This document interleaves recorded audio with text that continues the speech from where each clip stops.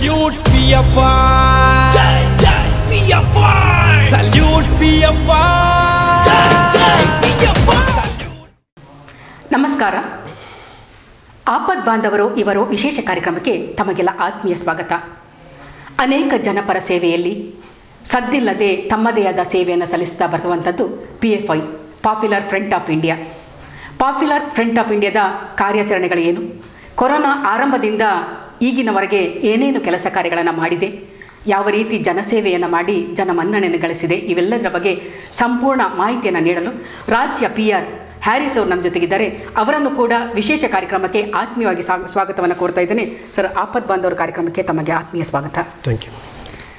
ಆರಂಭದಲ್ಲಿ ಒಂದು ಸಣ್ಣ ಪ್ರಶ್ನೆ ತಮ್ಮನ್ನು ಕೇಳಬೇಕು, ತಮ್ಮ ಪರಿಚಯವನ್ನು ತಾವು ಮಾಡಿಕೊಡ್ಬೇಕು ಅಂತ ಕೇಳ್ಕೊಳ್ತಾ ಇದ್ದೇನೆ.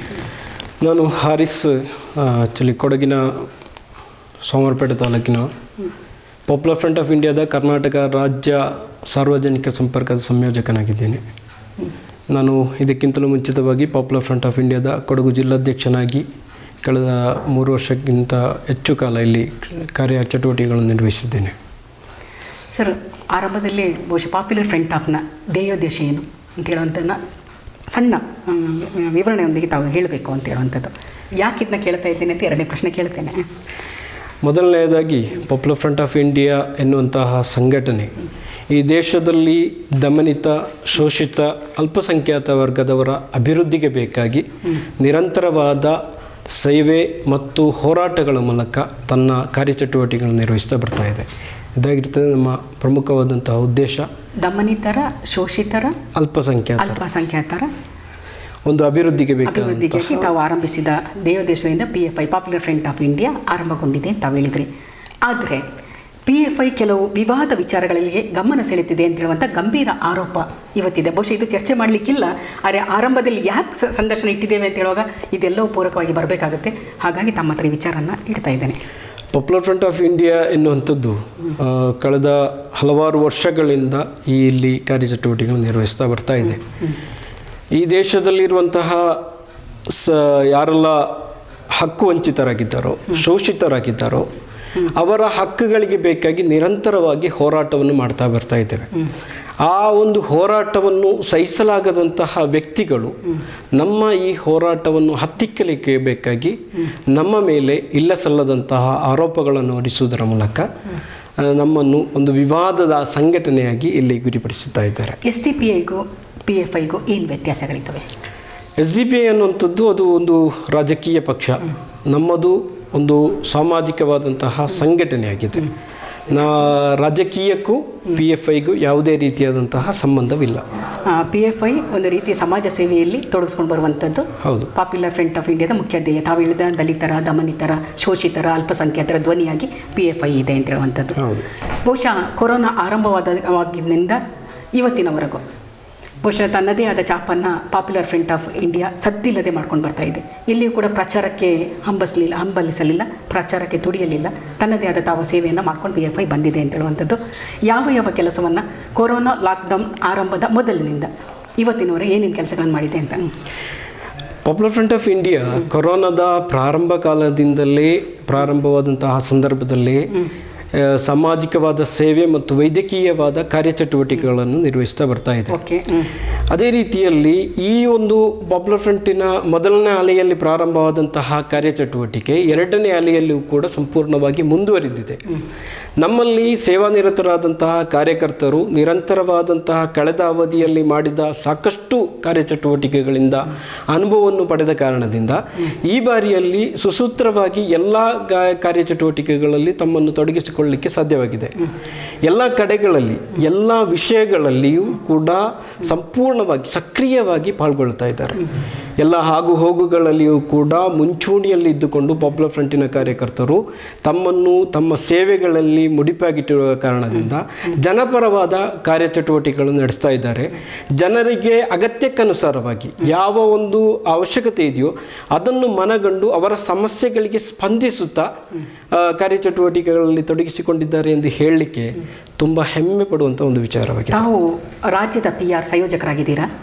ಬಹುಶಃ ರಾಜ್ಯದನ್ನು ಬಿಟ್ಟು ನಾನು ಕೊಡಗಿನ ಮಟ್ಟಿಗೆ ತಮ್ಮನ್ನು ಪ್ರಶ್ನೆ ಕೇಳೋದಾದರೆ, ಆರಂಭದಿಂದ ಕೊರೋನಾ ಆರಂಭವಾದಲ್ಲಿಂದ ತಾವು ತಮ್ಮದೇ ಆದ ಸೇವೆಯನ್ನು ಮಾಡ್ತಾ ಇದ್ದೀರಂತೆ. ಯಾವ್ದು ಸೇವೆಯಲ್ಲಿ ತಾವೇ ಹೇಳಿದ್ರಿ ವೈದ್ಯಕೀಯ ಕ್ಷೇತ್ರದಲ್ಲಿ ನಾವು ವೈದ್ಯಕೀಯದಲ್ಲಿ ಸೇವೆಯನ್ನು ಸಲ್ಲಿಸಿದ್ವಿ ಅಂತ. ಯಾವ ರೀತಿ ಸೇವೆಯನ್ನು ಸಲ್ಲಿಸಿದ್ರಿ, ತಮಗೆ ಯಾವ ರೀತಿ ಮಾಹಿತಿ ಬರ್ತಾ ಇತ್ತು ಅಂತ?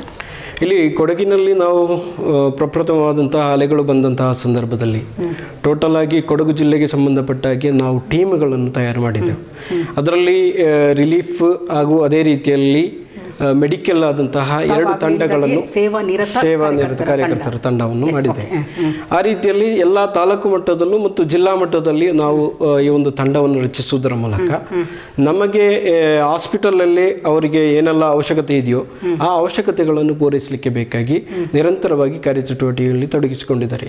ಎಲ್ಲಿಯವರೆಗೆ ಅಂತ ಹೇಳಿದರೆ, ಒಬ್ಬ ವ್ಯಕ್ತಿ ಮೃತ ಹೊಂದಿದಂತಹ ಸಂದರ್ಭದಲ್ಲಿ ಅವರ ಕುಟುಂಬದವರೇ, ಅವರ ಸ್ವತಃ ತಂದೆ ಮರಣ ಹೊಂದಿದರೆ ಮಕ್ಕಳು ಅವರ ಹತ್ತಿರದಲ್ಲಿ ಬರದಂತಹ ಸಂದರ್ಭ, ಆ ಮೃತದೇಹಗಳನ್ನು ತೆಗೆದುಕೊಂಡು ಹೋಗಿ ಅದಕ್ಕೆ ಬೇಕಾದಂಥ ಅಂತಿಮ ಸಂಸ್ಕಾರ ಕಾರ್ಯಚಟುವಟಿಕೆಗಳನ್ನು ನಮಗೆ ಮಾಡಲಿಕ್ಕೆ ಸಾಧ್ಯವಾಗಿದೆ.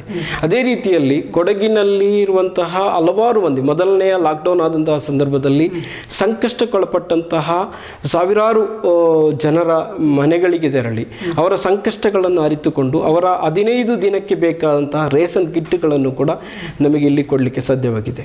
ಮೊದಲನೆಯ ಅಲೆಯ ಸಂದರ್ಭದಲ್ಲಿ ಸುಮಾರು 30ರಷ್ಟು ಮೃತದೇಹಗಳನ್ನು ಅಂತ್ಯ ಸಂಸ್ಕಾರವನ್ನು ನಾವು ಮಾಡಿದ್ದೇವೆ. ಎರಡನೇ ಅಲೆಗಳು ಬಂದಂತಹ ಸಂದರ್ಭದಲ್ಲಿಯೂ ಕೂಡ ಸುಮಾರು 43ರಷ್ಟು ಮೃತದೇಹಗಳ ಕೊಡಗಿನಲ್ಲಿ ಮತ್ತು ಅಂತ್ಯ ಸಂಸ್ಕಾರಗಳನ್ನು ನಾವು ಮಾಡಲಿಕ್ಕೆ ನಮ್ಮ ಕಾರ್ಯಕರ್ತರು ತಯಾರಾಗಿ. ಅದೇ ರೀತಿಯಲ್ಲಿ ಆಕ್ಸಿಜನ್ ತುರ್ತು ಸಂದರ್ಭಗಳು ಬಂದಾಗ ಆಕ್ಸಿಜನ್ ಕೊಡುವಂಥದ್ದು, ಅದೇ ರೀತಿಯಲ್ಲಿ ಬೆಡ್ನ ವ್ಯವಸ್ಥೆಯನ್ನು, ಅದೇ ರೀತಿಯಲ್ಲಿ ಗ್ರಾಮ ಮಟ್ಟದಲ್ಲಿ ಈ ಕೊರೋನಾ ಅಂತ ಹೇಳಿದರೆ ಒಂದು ರೀತಿಯ ಭಯ, ಯಾರೂ ಕೂಡ ಹಾಸ್ಪಿಟಲ್ಗೆ ಹೋಗದೇ ಇರುವಂತಹ ಸಂದರ್ಭದಲ್ಲಿ ಅವರಿಗೆ ಒಂದು ಜಾಗೃತಿ ಮೂಡಿಸುವಂತಹ ಕಾರ್ಯಚಟುವಟಿಕೆಗಳನ್ನು ಮನೆಗಳಿಗೆ ತೆರಳಿ ಅವರನ್ನು ಹಾಸ್ಪಿಟಲ್ಗೆ ಹೋಗುವಂತಹ ರೀತಿಯ ಕಾರ್ಯಚಟುವಟಿಕೆಗಳನ್ನು ಕೂಡ ನಾವು ಮಾಡಿದ್ದೇವೆ. ನಮ್ಮ ಕಾರ್ಯಕರ್ತರು ಮಾಡಿದ್ದಾರೆ. ಅದಕ್ಕೆ ಪೂರಕವಾಗಿ ಈ ಸಂತ್ರಸ್ತರ ಸೇವೆಯನ್ನು ತಾವು ಮಾಡೋದು ಕೇವಲ ಒಂದು ವರ್ಗಕ್ಕೆ ಮಾತ್ರ ಸೀಮಿತವಾಗಿ ಹೇಗೆ ಅಂತ? ನಮ್ಮ ಟೋಟಲ್ ಆಗಿ ನಾವು ಕರ್ನಾಟಕಕ್ಕೆ ಸಂಬಂಧಪಟ್ಟು ನೋಡುವುದಾದ್ರೂ ಕೂಡ, ಕೊಡಗಿಗೆ ಸಂಬಂಧಪಟ್ಟು ನೋಡುವುದಾದ್ರೂ ಕೂಡ ಹೌದು. ಅದೇ ಅದರಲ್ಲಿ ನಾವು ಏನು ಅಂತ ಹೇಳಿದರೆ, ಎಲ್ಲಿಯೂ ಕೂಡ ಒಂದು ಧರ್ಮಕ್ಕೆ ಸೀಮಿತವಾಗಿ ನಮ್ಮ ಕಾರ್ಯಚಟುವಟಿಕೆಗಳನ್ನು ನಾವು ಮಾಡಲಿಲ್ಲ. ಈಗಾಗಲೇ ಟೋಟಲ್ ಕರ್ನಾಟಕದಲ್ಲಿ ಮೊದಲನೇ ಅಲೆಯಲ್ಲಿಯೂ ಮತ್ತು ಎರಡನೇ ಅಲೆಯಲ್ಲಿ ಸುಮಾರು 4500ಕ್ಕೂ ಅಧಿಕವಾದ ಮೃತದೇಹಗಳನ್ನು ಅಂತ್ಯ ಸಂಸ್ಕಾರವನ್ನು ನಾವು ಮಾಡಿದ್ದೇವೆ. ಆ ಅಂತ್ಯ ಸಂಸ್ಕಾರದಲ್ಲಿ ಸುಮಾರು 40% ಇತರೆ ಸಮುದಾಯದ ವ್ಯಕ್ತಿಗಳ ಮೃತದೇಹಗಳನ್ನಾಗಿರುತ್ತದೆ ನಾವು ಅಂತ್ಯ ಸಂಸ್ಕಾರವನ್ನು ಮಾಡಿರುವಂಥದ್ದು.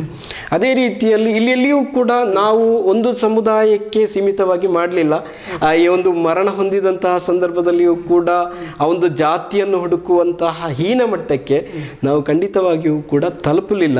ಅದು ರೇಷನ್ ಕಿಟ್ ಕೊಡುವಂತಹ ಸಂದರ್ಭದಲ್ಲಿ ಆಗಿರ್ಬೋದು. ಸುಮಾರು ಇಡೀ ಕರ್ನಾಟಕದಲ್ಲಿ ನಾವು 2 ಲಕ್ಷಕ್ಕೂ ಅಧಿಕವಾದ ಕುಟುಂಬಗಳಿಗೆ ರಿಲೀಫ್ ಕಿಟ್ಗಳನ್ನು ಕೊಟ್ಟಿದ್ದೇವೆ.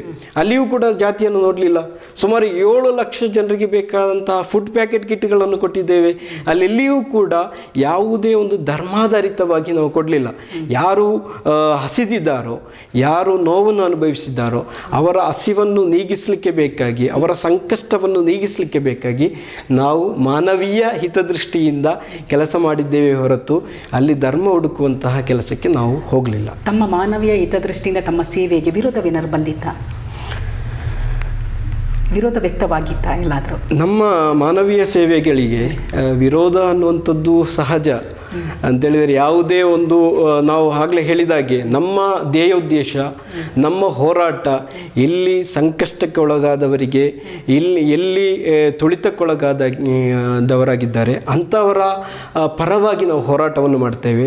ಅಂಥವರ ಪರವಾಗಿ ನಾವು ಧ್ವನಿಯನ್ನು ಎತ್ತುತ್ತೇವೆ. ಯಾವುದೇ ಸಂದರ್ಭದಲ್ಲಿ ನಾವು ರಾಜ್ಯರಹಿತವಾದ ಒಂದು ಹೋರಾಟವನ್ನು ಮಾಡುತ್ತಿರುವ ಕಾರಣದಿಂದ ನಮ್ಮ ಈ ಹೋರಾಟವನ್ನು ಸಹಿಸದ ಕೆಲವೊಂದು ಶಕ್ತಿಗಳು ನಮ್ಮ ವಿರುದ್ಧವಾಗಿ ನಮ್ಮ ಈ ಬೆಳವಣಿಗೆಯನ್ನು, ನಮ್ಮ ಅಭಿವೃದ್ಧಿಯನ್ನು ಸಹಿಸದಂಥ ವ್ಯಕ್ತಿಗಳು ನಮ್ಮ ಮೇಲೆ ಇಲ್ಲ ಸಲ್ಲದ ಆರೋಪಗಳನ್ನು ಹೊರಿಸುತ್ತಾ ನಮ್ಮನ್ನು ತುಳಿಸಲಿಕ್ಕೆ, ನಮ್ಮನ್ನು ತುಳಿಯಲಿಕ್ಕೆ ಪ್ರಯತ್ನವನ್ನು ಪಡ್ತಾ ಇದ್ದಾರೆ. ಆದರೆ ಈ ಯಾವುದೇ ತುಳಿತಕ್ಕೆ ನಾವು ಭಯಪಡದೆ ನಮ್ಮ ಏನು ಧ್ಯೇಯೋದ್ದೇಶಗಳಿದೆಯೋ, ಇಲ್ಲಿ ಸಂಕಷ್ಟಗೊಳ್ಳದವರಿಗೆ ಮಿಡಿಯುವಂತಹ ಒಂದು ಹೃದಯಗಳ ಒಂದು ಮನಸ್ಸನ್ನು ಪಾಪ್ಯುಲರ್ ಫ್ರಂಟಿನ ಕಾರ್ಯಕರ್ತರಿಗೆ ನಾವು ಹಾಕಿಕೊಟ್ಟಿದ್ದೇವೆ. ಆ ಕಾರಣದಿಂದ ಪಾಪ್ಯುಲರ್ ಫ್ರಂಟಿನ ಕಾರ್ಯಕರ್ತರು ನಿರಂತರವಾಗಿ ಸೇವೆ ಮಾಡ್ತಾರೆ. ಎಷ್ಟು ಜನ ಪಾಪ್ಯುಲರ್ ಫ್ರಂಟ್ ಆಫ್ನ ಕಾರ್ಯಕರ್ತರು ಸೇವೆಯನ್ನು ಸಲ್ಲಿಸ್ತಾ ಇದ್ದಾರೆ? ನಮ್ಮ ಕಾರ್ಯಕರ್ತರು ಟೋಟಲ್ ಆಗಿ ಕರ್ನಾಟಕದ 31 ಜಿಲ್ಲೆಗಳಲ್ಲಿಯೂ ಕೂಡ ತಂಡಗಳಾಗಿ 100ಕ್ಕೂ ಮಿಕ್ಕ ತಂಡಗಳಾಗಿ ಕಾರ್ಯಾಚರಣೆಯನ್ನು ಮಾಡ್ತಾ ಇದ್ದಾರೆ ಅಂತ ಹೇಳಿದರೆ 1 ಲಕ್ಷಕ್ಕೂ ಅಧಿಕವಾದ ಕ್ಯಾಡರ್ಸ್ಗಳು ನಮ್ಮಲ್ಲಿದ್ದಾರೆ.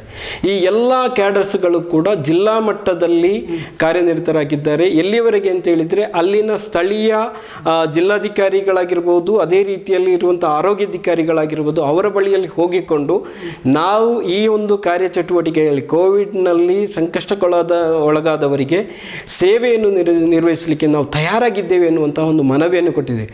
ಈ ಮನವಿ ಯಾವಾಗ ಕೊಟ್ಟಿದ್ದೇವೆ ಅಂತ ಹೇಳಿದರೆ, ಯಾವಾಗ ಬಳ್ಳಾರಿಯಲ್ಲಿ ಒಂದು ಮೃತದೇಹಗಳನ್ನು ಎಸೆಯುವಂತಹ ಒಂದು ಇಡೀ ಭಾರತ ದೇಶಕ್ಕೆ, ಕರ್ನಾಟಕಕ್ಕೆ ಒಂದು ಕಪ್ಪು ಚುಕ್ಕೆಯಾಗಿ ಕಂಡು ಬಂತು. ಆ ಕಪ್ಪು ಚುಕ್ಕೆಯಾಗಿ ಕಂಡು ಬಂತಹ ಸಂದರ್ಭದಲ್ಲಿ ನಾವೆಲ್ಲ ಅಲ್ಲಿನ ಜಿಲ್ಲಾಧಿಕಾರಿಗಳಿಗೆ ಮತ್ತು ಅಲ್ಲಿನ ಆರೋಗ್ಯಾಧಿಕಾರಿಗಳಿಗೆ ಹೋಗಿ ಅವರಿಗೆ ಈ ರೀತಿಯ ಒಂದು ಅಂತಿಮವಾದಂಥ ಒಂದು ಗೌರವ ಒಂದು ಮೃತದೇಹಕ್ಕೆ ಕೊಡಬೇಕಾಗಿರುವಂಥದ್ದು ಕೊಡ್ತಾ ಇಲ್ಲ, ಅದಕ್ಕೆ ನೀವು ತಯಾರಾಗಬೇಕು ಅಂತ ಹೇಳಿ, ಒಂದು ವೇಳೆ ನಿಮ್ಮಲ್ಲಿ ಆ ಒಂದು ಕೆಲಸ ಕಾರ್ಯವನ್ನು ಮಾಡಲಿಕ್ಕೆ ಹಿಂಜರಿಯುವುದಾದರೆ ನಮ್ಮ ಕಾರ್ಯಕರ್ತರು ನಾವು ತಯಾರಾಗಿದ್ದೇವೆ ಎನ್ನುವಂಥ ಒಂದು ಮನವಿಯನ್ನು ಕೊಡುವುದರ ಮೂಲಕ ನಾವು ಅಲ್ಲಿ ನಮ್ಮ ಕಾರ್ಯಚಟುವಟಿಕೆಯನ್ನು ಪ್ರಾರಂಭಿಸಿದ್ದೇವೆ. ಈ ಪ್ರಾರಂಭ ಮಾಡಿದಂತಹ ಇದು ಇಡೀ ಕರ್ನಾಟಕದ ಎಲ್ಲ ಜಿಲ್ಲೆಗಳಲ್ಲಿಯೂ ಕೂಡ ಇದೇ ರೀತಿಯಾದಂತಹ ಕಾರ್ಯಚಟುವಟಿಕೆಗಳನ್ನು ಮಾಡ್ತಾ ಬಂದಿದ್ದೇವೆ. ಈ ಕಾರ್ಯಚಟುವಟಿಕೆ ಕೇವಲ ಒಂದು ಈ ಕೊರೋನಾದ ಸಂದರ್ಭದಲ್ಲಿ ಮಾತ್ರ ಅಲ್ಲ, ಕಳೆದ ಪ್ರಾಕೃತಿಕ ವಿಕೋಪ ಆದಂತಹ ಸಂದರ್ಭದಲ್ಲಿ 2018ರಲ್ಲಿ ಮಳೆಯ ಹಾನಿಯಿಂದಾಗಿ ಪ್ರಕೃತಿ ವಿಕೋಪದಲ್ಲಿ ಭೂಕುಸಿತ ಆಗಿರ್ಬೋದು, ನೆರೆ ಬಂದಂತಹ ಸಂದರ್ಭದಲ್ಲಾಗಿರ್ಬೋದು, ಅದೇ ರೀತಿಯಲ್ಲಿ ಮಂಗಳೂರಿನ ವಿಮಾನ ದುರಂತವಾಗಿರ್ಬೋದು, ಇಂತಹ ಸಂದಿಗ್ಧ ಪರಿಸ್ಥಿತಿಯಲ್ಲಿ ಯಾರೂ ಕೂಡ ಹತ್ತಿರ ಹೋಗಲಿಕ್ಕೆ ಭಯಪಡುವಂತಹ ಒಂದು ಸಂದರ್ಭದಲ್ಲಿ ನಮ್ಮ ಕಾರ್ಯಕರ್ತರು ಒಂದು ಸೃಷ್ಟಿಕರ್ತನ ಒಂದು ಭರವಸೆಯ ಮೇಲೆಯಲ್ಲಿ ಈ ಎಲ್ಲ ಒಂದು ಕಾರ್ಯಚಟುವಟಿಕೆಗಳಲ್ಲಿ ತಮ್ಮನ್ನು ತೊಡಗಿಸಿಕೊಂಡಿದ್ದಾರೆ. ಹರೀಶ್ ಸರ್, ತಮ್ಮ ಹತ್ರ ಮಾತಾಡ್ತಿರೋ ಒಂದು ಪ್ರಶ್ನೆ ಕೇಳಬೇಕು. ತಾವು ಹೇಳಿರೋ 1 ಲಕ್ಷಕ್ಕೂ ಅಧಿಕ ಕಾರ್ಯಕರ್ತರ ತಂಡವನ್ನು PFI popular front of India ಹೊಂದಿಕೊಂಡಿದೆ. ಜೊತೆಗೆ ಈಗ ಈ ಕೋವಿಡ್ ಅಂತ ಹೇಳುವಂಥ ಸಾಂಕ್ರಾಮಿಕ ರೋಗ ಬಂದಂಥ ಸಂದರ್ಭದಲ್ಲಿ ನಾವು ನಮ್ಮ ಮನೆಯವರೇ ದೂರ ಇರುವಂಥ ಈ ಕಾಲಘಟ್ಟ ಅಂತೇಳಿದರೆ ಒಬ್ಬರನ್ನೊಬ್ಬರು ಹೋಗ್ಲಿಕ್ಕೆ ಎಲ್ಲಿ ಭಯ ಪಡ್ತಾರೆ, ಎಲ್ಲಿ ರೋಗ ನನಗೆ ಗಂಟು ಬಿಡುತ್ತೆ ಅಂತ. ಇಂತಹ ಸಂದರ್ಭದಲ್ಲಿ ಆ ಕಾರ್ಯಕರ್ತರಿಗೆ ಯಾವ ರೀತಿಯ ತರಬೇತಿಗಳನ್ನ ಕೊಡ್ತಾ ಇದ್ರಿ, ಯಾವ ರೀತಿ ಮುನ್ನೆಚ್ಚರಿಕೆ ಕ್ರಮವನ್ನು ತಗೊಳ್ತಾ ಇದ್ರಿ, ಯಾವ ರೀತಿ ಅವರಿಗೆ ತಾವಾಗಲೇ ಹೇಳಿದ್ರಿ ಗ್ರಾಮ ಮತ್ತು ಜಿಲ್ಲಾ ಮಟ್ಟದಲ್ಲಿ ನಾವು ಜಾಗೃತಿಯನ್ನು ಮೂಡಿಸ್ತಾ ಇದ್ದೀರಿ ಅಂತ ತಮ್ಮ ಕಾರ್ಯಕರ್ತರಿಗೆ ಅಂತೇಳಿ ಈ ಕೊರೋನಾ ಸಂದರ್ಭದಲ್ಲಿ ಶವ ಸಂಸ್ಕಾರ ಮಾಡುವಾಗ ಏನೇನು ಕಟ್ಟುನಿಟ್ಟಿನ ನಿಯಮಗಳನ್ನು ಪಾಲಿಸಬೇಕು ಅಂತೇಳಿ ತಾವು ಮಾಡ್ತಾ ಇದ್ರಿ, ಯಾವ ರೀತಿ ಟ್ರೈನಿಂಗನ್ನು ಕೊಡ್ತಾ ಇದ್ರಿ? ಮೊದಲನೇ ಅಲೆ ಬಂದಂತಹ ಸಂದರ್ಭ ಎಲ್ಲರೂ ಕೂಡ ಭಯಭೀತರಾಗಿ ಹಿಂದಿದ್ದ ಯಾರೂ ಕೂಡ ಮೃತದೇಹದ ಬಳಿಯಲ್ಲಿ ಹೋಗ್ತಾ ಇರಲಿಲ್ಲ. ಆ ಸಂದರ್ಭದಲ್ಲಿ ನಾವು ಇದರ ಬಗ್ಗೆ ಈ ರೀತಿ ಆಗಬಾರ್ದು, ಇಲ್ಲಿ ನಾವು ಅದರ ಬಗ್ಗೆ ತುಂಬ ಜಾಗೃತಿಯನ್ನು ವಹಿಸಬೇಕು, ನಾವು ಕೆಲಸ ಕಾರ್ಯಗಳಲ್ಲಿ ಮುನ್ನುಗ್ಗಬೇಕು ಅಂತ ಹೇಳಿಕೊಂಡು ನಾವೇನು ಮಾಡಿದ್ದೇವೆ ಅಂತೇಳಿದರೆ ರಾಜ್ಯ ಮಟ್ಟದಲ್ಲಿ ಒಂದು ತಂಡವನ್ನು ರಚಿಸಿ ಆ ತಂಡಕ್ಕೆ ಒಂದು ಟ್ರೈನಿಂಗ್, ಒಂದು ತರಬೇತಿಯನ್ನು, ಯಾವ ರೀತಿಯಲ್ಲಿ ಅಂತ್ಯ ಸಂಸ್ಕಾರವನ್ನು ಮಾಡಬೇಕು ಎನ್ನುವಂತಹ ಒಂದು ತರಬೇತಿಯನ್ನು ಕೊಟ್ಟು ಆ ತರಬೇತಿ ಪಡೆದಂತಹ ತಂಡ ಇಡೀ ಎಲ್ಲ ಜಿಲ್ಲೆಗಳಿಗೆ ತೆರಳಿ ಅಲ್ಲಿರುವಂತಹ ಒಂದು ತಂಡಗಳಿಗೆ ಬೇಕಾದಂತಹ ಒಂದು ಟ್ರೈನಿಂಗನ್ನು, ತರಬೇತಿಯನ್ನು ಕೊಡ್ತಾರೆ. ಆ ತರಬೇತಿಯಲ್ಲಿ ಯಾವ ರೀತಿಯಲ್ಲಿ ಅಂತ್ಯ ಸಂಸ್ಕಾರ ಮಾಡುವಾಗ ತಮ್ಮ ಎಲ್ಲ ಪ್ರಿಕಾಷನ್ಸ್ಗಳನ್ನು ಇಟ್ಟುಕೊಂಡು PP ಕಿಟ್ ಆಗಿರ್ಬೋದು, ಸ್ಯಾನಿಟೈಸರ್ ಆಗಿರ್ಬೋದು, ಅದೇ ರೀತಿಯಲ್ಲಿ ಡಿಸ್ಟೆನ್ಸನ್ನು ಮೈಂಟೈನ್ ಮಾಡಿಕೊಂಡು ಅವರು ಯಾವ ರೀತಿಯಲ್ಲಿ ಇರಬೇಕೆನ್ನುವಂತಹ ತರಬೇತಿಯನ್ನು ಕೊಟ್ಟು ಮತ್ತು ಆ ಒಂದು ಅಂತ್ಯ ಸಂಸ್ಕಾರ ಮಾಡುವಾಗ ಗುಂಡಿಯೊಳಗಡೆ ಹೇಗೆ ಮೃತದೇಹವನ್ನು ಇಳಿಸಬೇಕು, ಒಂದು ಬಟ್ಟೆಯ ಸಹಾಯದಿಂದ 23 ಮೀಟರ್ ದೂರದಲ್ಲಿ ಬಟ್ಟೆಯ ಸಹಾಯದಿಂದ ಮೆಲ್ಲನೆ ಆ ಒಂದು ಅಂತ್ಯ ಸಂಸ್ಕಾರವನ್ನು ಮಾಡಲಿಕ್ಕೆ ಗುಂಡಿಗೆ ಇಳಿಸುವಂಥ ಒಂದು ಕಾರ್ಯವನ್ನು ನಾವು ಅವರಿಗೆ ತರಬೇತಿಯನ್ನು, ಒಂದು ಗುಂಡಿಯನ್ನು ತೆಗೆದು ಆ ಬಟ್ಟೆಯನ್ನು ಹಿಡಿದು ಯಾವ ರೀತಿಯಲ್ಲಿ ಕೆಳಗಡೆ ಇಳಿಸಬೇಕೆನ್ನುವಂತಹ ಒಂದು ತರಬೇತಿಯನ್ನು ಕೊಡ್ತಾರೆ.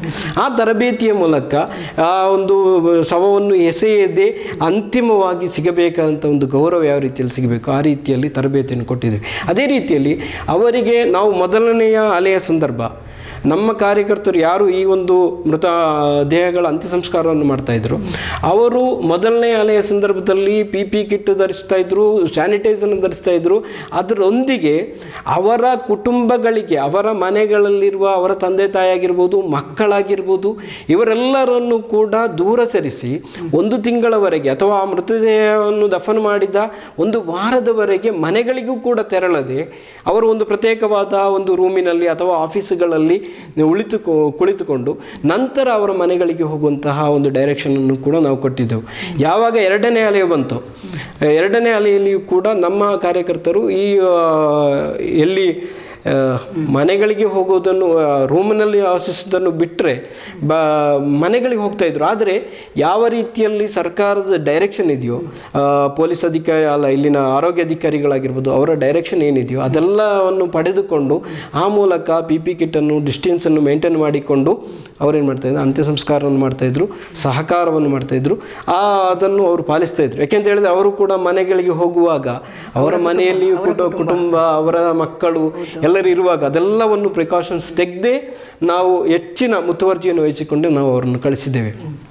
ಅದರಲ್ಲಿ ಪ್ರತ್ಯೇಕವಾಗಿ ಹೇಳಬೇಕಾಗಿರುವಂಥದ್ದು, ಮೊದಲನೇ ಅಲೆಯಲ್ಲಿ ನಮ್ಮ ಪ್ರಮುಖವಾದದ್ದು ಇಲ್ಲಿ ಲಾಕ್ಡೌನ್ ಆದಂಥ ಸಂದರ್ಭದಲ್ಲಿ ತಕ್ಷಣದಲ್ಲಿ ಎಲ್ಲರಿಗೂ ಕೂಡ ದಿಕ್ಕು ತೋಚದಂಥ ಒಂದು ಸಂದರ್ಭ ಉಂಟಾಯಿತು. ಆಗ ಆ ಒಂದು ಕುಟುಂಬಗಳಿಗೆ ಸುಮಾರು 7 ಲಕ್ಷಕ್ಕೂ ಅಧಿಕವಾದ ಜನರು ವಲಸೆ ಕಾರ್ಮಿಕರಿದ್ದರು. ತುಂಬ ಜನರು ರಸ್ತೆಯಲ್ಲಿ, ಬಸ್ ಸ್ಟ್ಯಾಂಡ್ನಲ್ಲಿ ಯಾತ್ರಿಕರಿದ್ದರು. ಇವರೆಲ್ಲರಿಗೂ ಕೂಡ 7 ಲಕ್ಷಕ್ಕೂ ಅಧಿಕವಾದ ಫುಡ್ ಪ್ಯಾಕೆಟ್ಗಳನ್ನು, ಒಂದು ಹೊತ್ತಿನ ಆ ಪ್ಯಾಕೆಟ್ ಕಿಟ್ಗಳನ್ನು ನಾವು ಅವರಿಗೆ ಪ್ಯಾಕೆಟ್ಗಳನ್ನು ನಾವು ಕೊಡಲಿಕ್ಕೆ ಸಾಧ್ಯವಿತ್ತು. ಅದೇ ರೀತಿಯಲ್ಲಿ ಲಕ್ಷಕ್ಕೂ ಅಧಿಕವಾದ ಮನೆಗಳಿಗೆ 15 ದಿನಕ್ಕಿಂತಲೂ ಹೆಚ್ಚಿನವಾದ ರಿಲೀಫ್ ಕಿಟ್ಗಳನ್ನು ನಾವು ಕೊಡಲಿಕ್ಕೆ ಸಾಧ್ಯವಾಗಿದೆ. ಅಂತೇಳಿದರೆ ಇದೆಲ್ಲವೂ ಕೂಡ ಒಂದು ಪ್ರಿಕಾಷನ್ಸ್ ಆಗಿ ನಾವು ತೆಗೆದುಕೊಂಡಂತಹ ವಿಚಾರಗಳಾಗಿದೆ. ಇದರ ಜೊತೆಗೆ ತಾವು ಹೇಳಿದ್ರಿ, ನಾವು ಜಾತಿ ಮತ ಎಲ್ಲವನ್ನು ಎಲ್ಲೇ ಮೀರಿ PFI ತನ್ನದೇ ಆದ ಕಾರ್ಯಚಟುವಟಿಕೆಯನ್ನು ಮಾಡಿದೆ ಅಂತ.